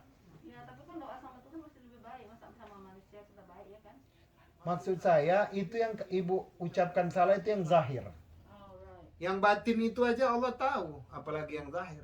Yang Allah lihat kan apa? Oh, dia ini salah zahirnya. Tapi kan maksud dia kan begini. Itulah maksudnya Allah itu mengetahui yang apa? Ma tubduna wa ma tu'linun. Apa yang engkau sembunyikan dan apa yang engkau tampilkan. Jadi menurut saya, kalau salah belajar diperbaiki. Tapi semakin rajin kita berbahasa Arab, maka kita menunjukkan kita ini cinta loh sama bahasa Arab. Karena nanti penduduk surga itu bahasanya bahasa Arab. Maka di dunia ini belajarlah sedikit bahasa Arab. One more question Pak. Itu kalau orang meninggal dia bukan bilang la ilaha illallah, dia hanya bilang Allahu Akbar, itu gimana? Ada kejadian. Ada. I've seen it. Berarti dia banyak itu ikut ini demonstrasi mungkin. Allahu Akbar kan.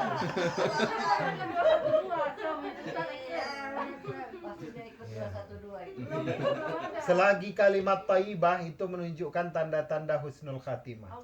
Iya, selagi itu Allahu Akbar itu kan bentuk kebanggaan dia kepada Allah. Berat itu juga. Orangnya nggak sembahyang loh, tapi meninggalnya bilang Allahu Akbar. Kok nggak la ilaha illallah saya bilang. Gak sembahyang. No, Jarang. Taunya mungkin nggak I tahu. know her. Tapi katanya yang penting akhir hidupnya. Itu ya akhirnya Yang makanya baiknya. Allah Akbar dia bilang la ilaha Allah itu illallah. hanya akhir hidupnya. Lah itu gimana Pak? Atau bisa jadi Tapi kalau tidak sembahyang Allahu Akbar itu memerlukan otot yang lebih banyak daripada la ilaha illallah. La La ilaha ilaha illallah illallah kan tidak bergerak bibir. Itu bisa diucapkan. Itu This is last one then. kalau Allah iya kan otot yang bergerak lebih banyak. Makanya- Allahu Akbar susah. makanya biasakan itu sesuatu itu yang baik-baik. Kadang ada kan contohnya ini. Contohnya orang lata. Orang lata itu kalau dikejutkan, itu segala kalimat jorok bisa dia ucapkan. Tapi kalau kita latih, mak, kalau lata, bilang la ilaha illallah atau istighfar. Pasti dia akan langsung respect. Langsung apa? Refleks. La ilaha illallah. Allahu Akbar. Gitu. Kadang-kadang refleks juga. Tapi saya kalau orang sudah sakratul maut itu dia separuh udah masuk alam gaib. Maka ketika dia mengucapkan kalimat thayyibah itu menunjukkan bahwasanya dia ada tanda-tanda ampunan dan rahmat dari Allah Subhanahu wa taala. Adapun dia nggak sholat, ya kan? Nah, itu kan pandangan mata kita. Amalan dia yang berat kita nggak tahu kan? Bisa jadi dia punya 100 anak yatim yang dia jaga. Bisa jadi dia pernah diam-diam buat toilet di masjid, buat sumur. Kan itu kan nggak tahu gitu. Seperti itu. Sama-sama. Saya nanya lagi Ustadz. Silakan Pak. Itu saya lihat podcastnya Indro cerita tentang proses meninggalnya Dono. Itu sangat detail sekali itu, menit-menitnya sampai yang diceritakan. Jadi kelihatannya impresif sekali sampai beliau itu sempat cerita nelpon pamit sama temennya gitu ya. Saya mau ini aku tak bahasa Jawanya saya mau ngadep ini kayaknya udah dekat gitu waktu sakit itu. Terus menitipkan anaknya gitu segala macam terus sampai akhirnya dia bilang pada saat sakit itu langsung aku udah nggak sakit bro gitu. Itu jam berapa itu Indro tuh nyatat betul ingat semua gitu. Jadi kok kelihatannya kok sedemikian ini dan beliau itu waktu sudah belajar Islam itu kan langsung intens gitu ya, langsung intens itu luar biasa kalau mau berangkat haji segala macam gitu. Kayak gitu Rolis ya. Iya. Itu Indro yang Dono tapi Dono yang ada anaknya ahli nuklir. ahli nuklir itu ya. Tapi saya impress sekali, sangat detail sekali sehingga sampai ini sebentar lagi nih saya udah harus siap ngadep nih gitu kan. Terus sampai sakitnya hilang. Dia bilang ke Pak Indro, hilang Indro gitu. Udah nggak sakit lagi sekarang. Dan itu habis itu menitnya sebentar terus habis itu meninggal. Jadi kelihatannya kok kayak smooth sekali gitu. Itu kira-kira itu gimana itu Ustaz? Tapi gini sebelum dijawab, kakak saya dokter, dia ngeliat status hasil lab itu udah ribuan kali. Status lab dia dikasih lihat sama dia.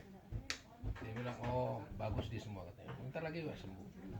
Padahal itu udah terbalik semua, udah warnanya udah merah semua itu yang waktu dia mau meninggal itu.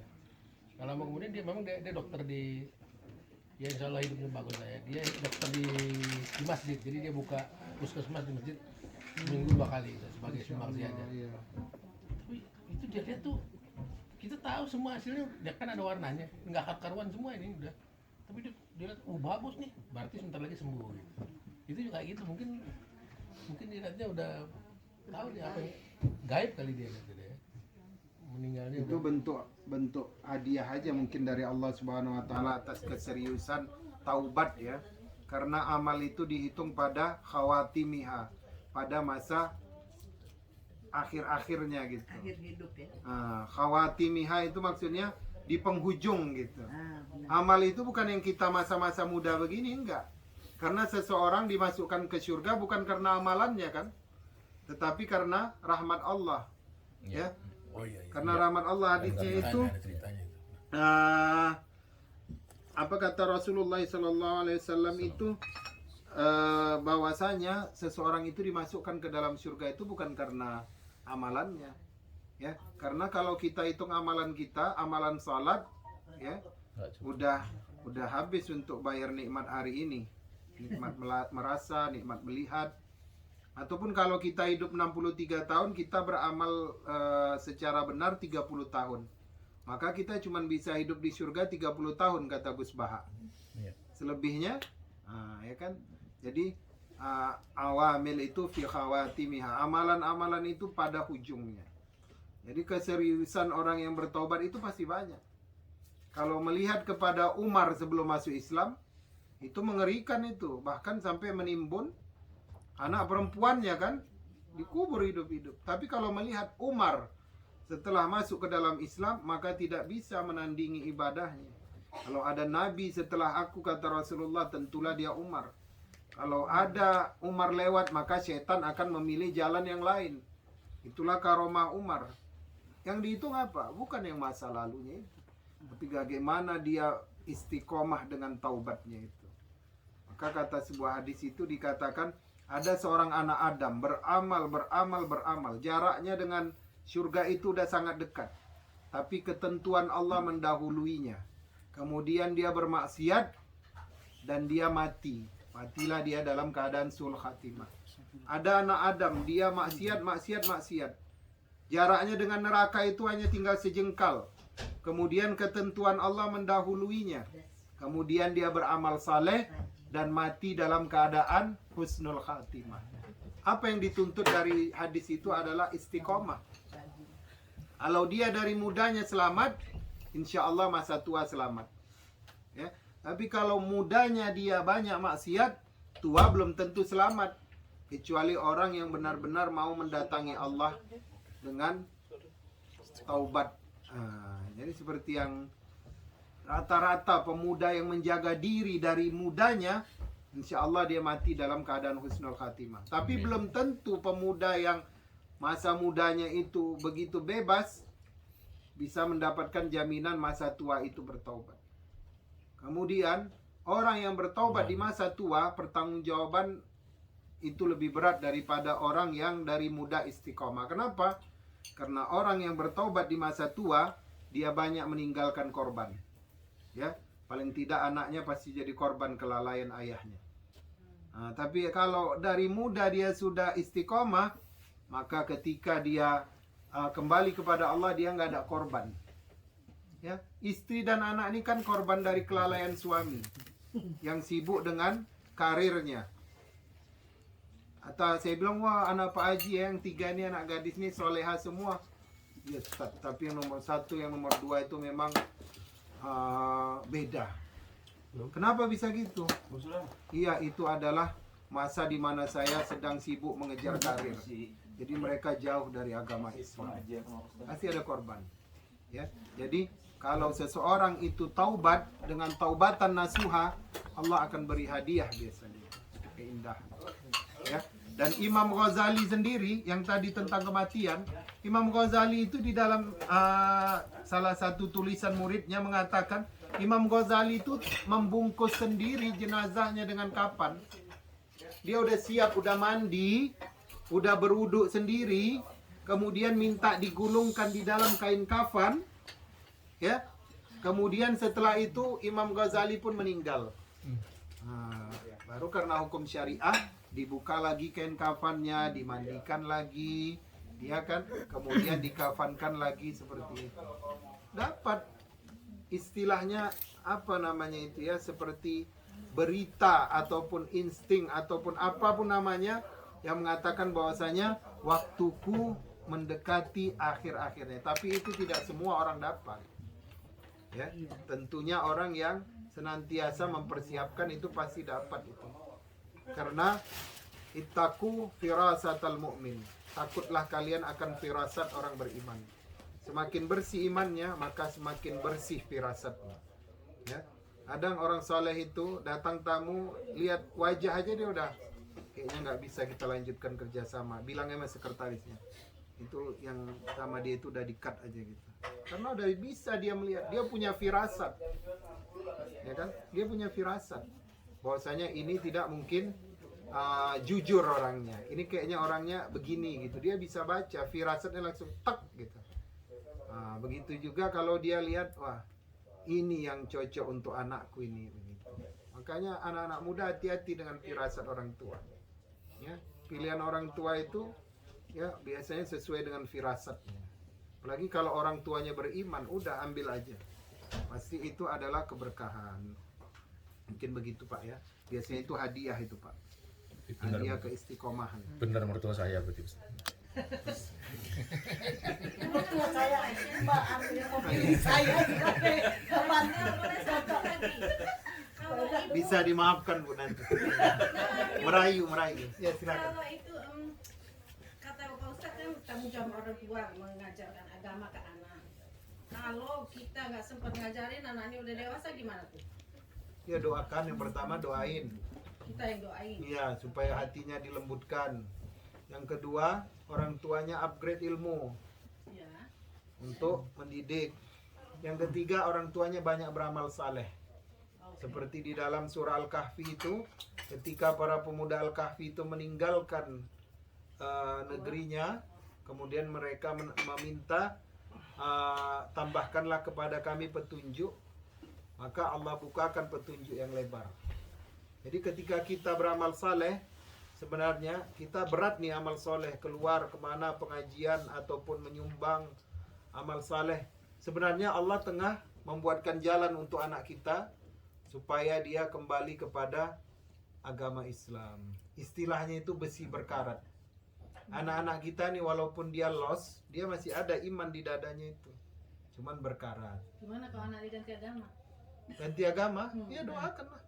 Selagi dia hidup, selagi nyawanya masih di badan, ya, kita minta kepada Allah. Yang sudah selesai itu kalau dia udah mati. Mati dalam keadaan kafir, na'udzubillah, ya, Allah jauhkan dari keturunan kita.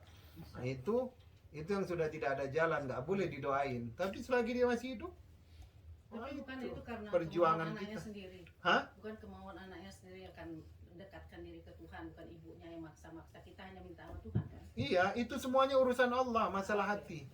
Tapi kalau orang tua nggak minta, itu nggak. Itu cara terakhir. Nah, tapi kalau bisa jadi orang tua janganlah sampai menempuh cara yang terakhir. Maksudnya jangan lalai waktu muda. Gitu. Gimana muda ini udah lewat? Ya, caranya yang tadi dengan meminta supaya Allah melembutkan hatinya, mengembalikannya kepada ajaran ketauhidan. Waktu yang paling mustajab untuk berdoa pada waktu malam, waktu sujud pada malam, sholat tahajud, qiyamul lail, minta di situ. Bukan setiap salat waktu sujud boleh minta. Bukan setiap salat waktu sujud boleh minta. Baiknya setelah sholat kalau sholat fardu. Kalau sholat tahajud lebih baik pada waktu sujud yang terakhir. Kalau pada sholat fardu setelah sholat. Salah kan? Karena sholat fardu itu, setelah sholat fardu itu, doa itu lebih mustajab. Ya, setelah sholat fardu itu adalah waktu yang mustajab untuk berdoa. Kemudian kalau waktu qiyamul lail, tahajud itu adalah waktu yang paling mustajab untuk berdoa. Kalau perlu nangis, nangislah. Kadang kita nangis pada hal-hal yang sifatnya kecil, tapi kita tidak pernah nangis pada sifatnya yang prinsipal. Makasih Pak. Ustaz, kita nanti dilanjutin lagi Ustaz. Kita sholat maghrib dulu. Oke. Lanjutin Itu lagi. satu lagi. Satu lagi. Udah nggak lama kan? Oke. Ustadz, saya mau nanya, kalau ada orang yang dia masih punya masalah dengan saudaranya dan dia bilangnya, udah kita tunggu saja nanti pengadilan Allah saja. Saya sudah ya somin gitu. Jadi dia sudah, meskipun saudaranya ini sudah berusaha minta maaf, no, kita tunggu saja di pengadilan Allah. Itu Ya, bagaimana? udah selesai. Kalau udah minta maaf udah selesai lah. Iya, jadi tanggung jawab yang nggak mau ngasih maaf ya Pak ya. Iya, kalau dia jumpa sapa, udah selesai. Sapa lu gitu tadi.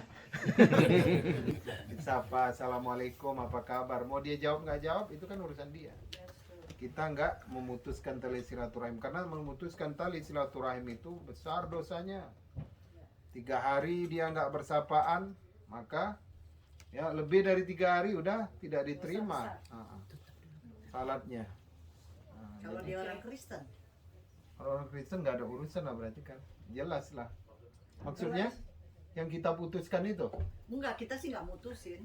Dia yang mutusin. Kristennya is okay. No problem. Nggak ada masalah lah. It's the problem. Oh iya, kalau hati nggak pandang agama, Oh. nggak boleh dizolimi walaupun dia semut, Ya, ya, walaupun dia seorang Yahudi, nggak boleh kita inikan, Yang penting bukan kita kita zolimi kan? hartanya. Yang penting bukan kita kan? Iya. Oh, yang penting kita ya. Polisi mau tutup dulu. Tutup dulu. Oh, tutup dulu. Oh, doakanlah dulu siapa itu tadi. Ya, silakan Bu. Tutup dulu. Ya, ini apa yang tadi kita dapat aja diperbaiki sholat, karena sholat yang pertama kali nanti diperiksa di alam barzah kan, yang kita PR. Nah, terus latihan baca la ilaha illallah sebanyak 33 kali sebelum tidur, minta sama Allah sebelum kita meninggal. Bebas aja, nggak mesti 33 ya. Ya, pokoknya Tapi kita lebih latihan, banyak lebih baik. lebih baik ya. Dan minta sama Allah sebelum kita meninggal, lidah ini mudah mengucapkan la ilaha illallah. Terus kumpulkan banyak-banyak amal jariah agar nanti terus mengalir di saat kita sudah meninggal, ilmu yang bermanfaat, terus anak yang soleh dan soleha. Ya, amin. Insya Allah kita mendapatkan ridho Allah kemanapun kita melangkah, apapun yang kita lakukan, amin. Dan terus meluruskan niat hanya mengharapkan ridho Allah, dan kita diambil dalam iman yang tinggi dan khusyuk. Amin. Ya Rabbal Alamin. Kita tutup dulu ya, mungkin nanti kalau nanti habis sholat maghrib. Terakhir itu membuka peluang bagi suami untuk beribadah sebanyak-banyaknya. Membuka peluang. Itu kalau suaminya ya. Enggak, maksudnya sholat. Maksudnya apa? Bangunin dia sholat tahajud. Bangunin sholat tahajud. Aduh, kemana-mana mikir. Pokoknya dibangunin ya, masalah urusannya gimana ya. Iya, bangunin. Ya udah kita tutup aja dulu, subhanallah wa bihamdik, asyhadu an la ilaha illa anta, astaghfiruka wa atubu ilaik. Muhammad wa ala ali sayyidina Muhammad. Allahumma inna nas'aluka salamatan fid dini wa afiyatan fil jasad wa ziyadatan fil ilmi wa barakatan fil rizqi wa taubatan qabla al maut wa rahmatan indal maut wa maghfiratan ba'dal maut. Allahumma hawin alaina fi sakaratil maut wan najata minan nari wal afwa indal hisab. Rabbana zalamna anfusana wa in lam taghfir lana wa tarhamna lanakunanna minal khasirin. Allahumma taqabbal minna innaka antas sami'ul alim wa tub alaina innaka antat tawwabur rahim. Allahumma la tada' min maqamina hadha dhanban illa ghafartah wa la daynan illa qadaitah wa la maridan illa syafaitah wa la mayyitan illa rahimtah wa la hajatan min hawaijid dunya wal akhirah illa farajtaha wa yassartaha ya rabbal alamin. Allahumma ighfir ya bani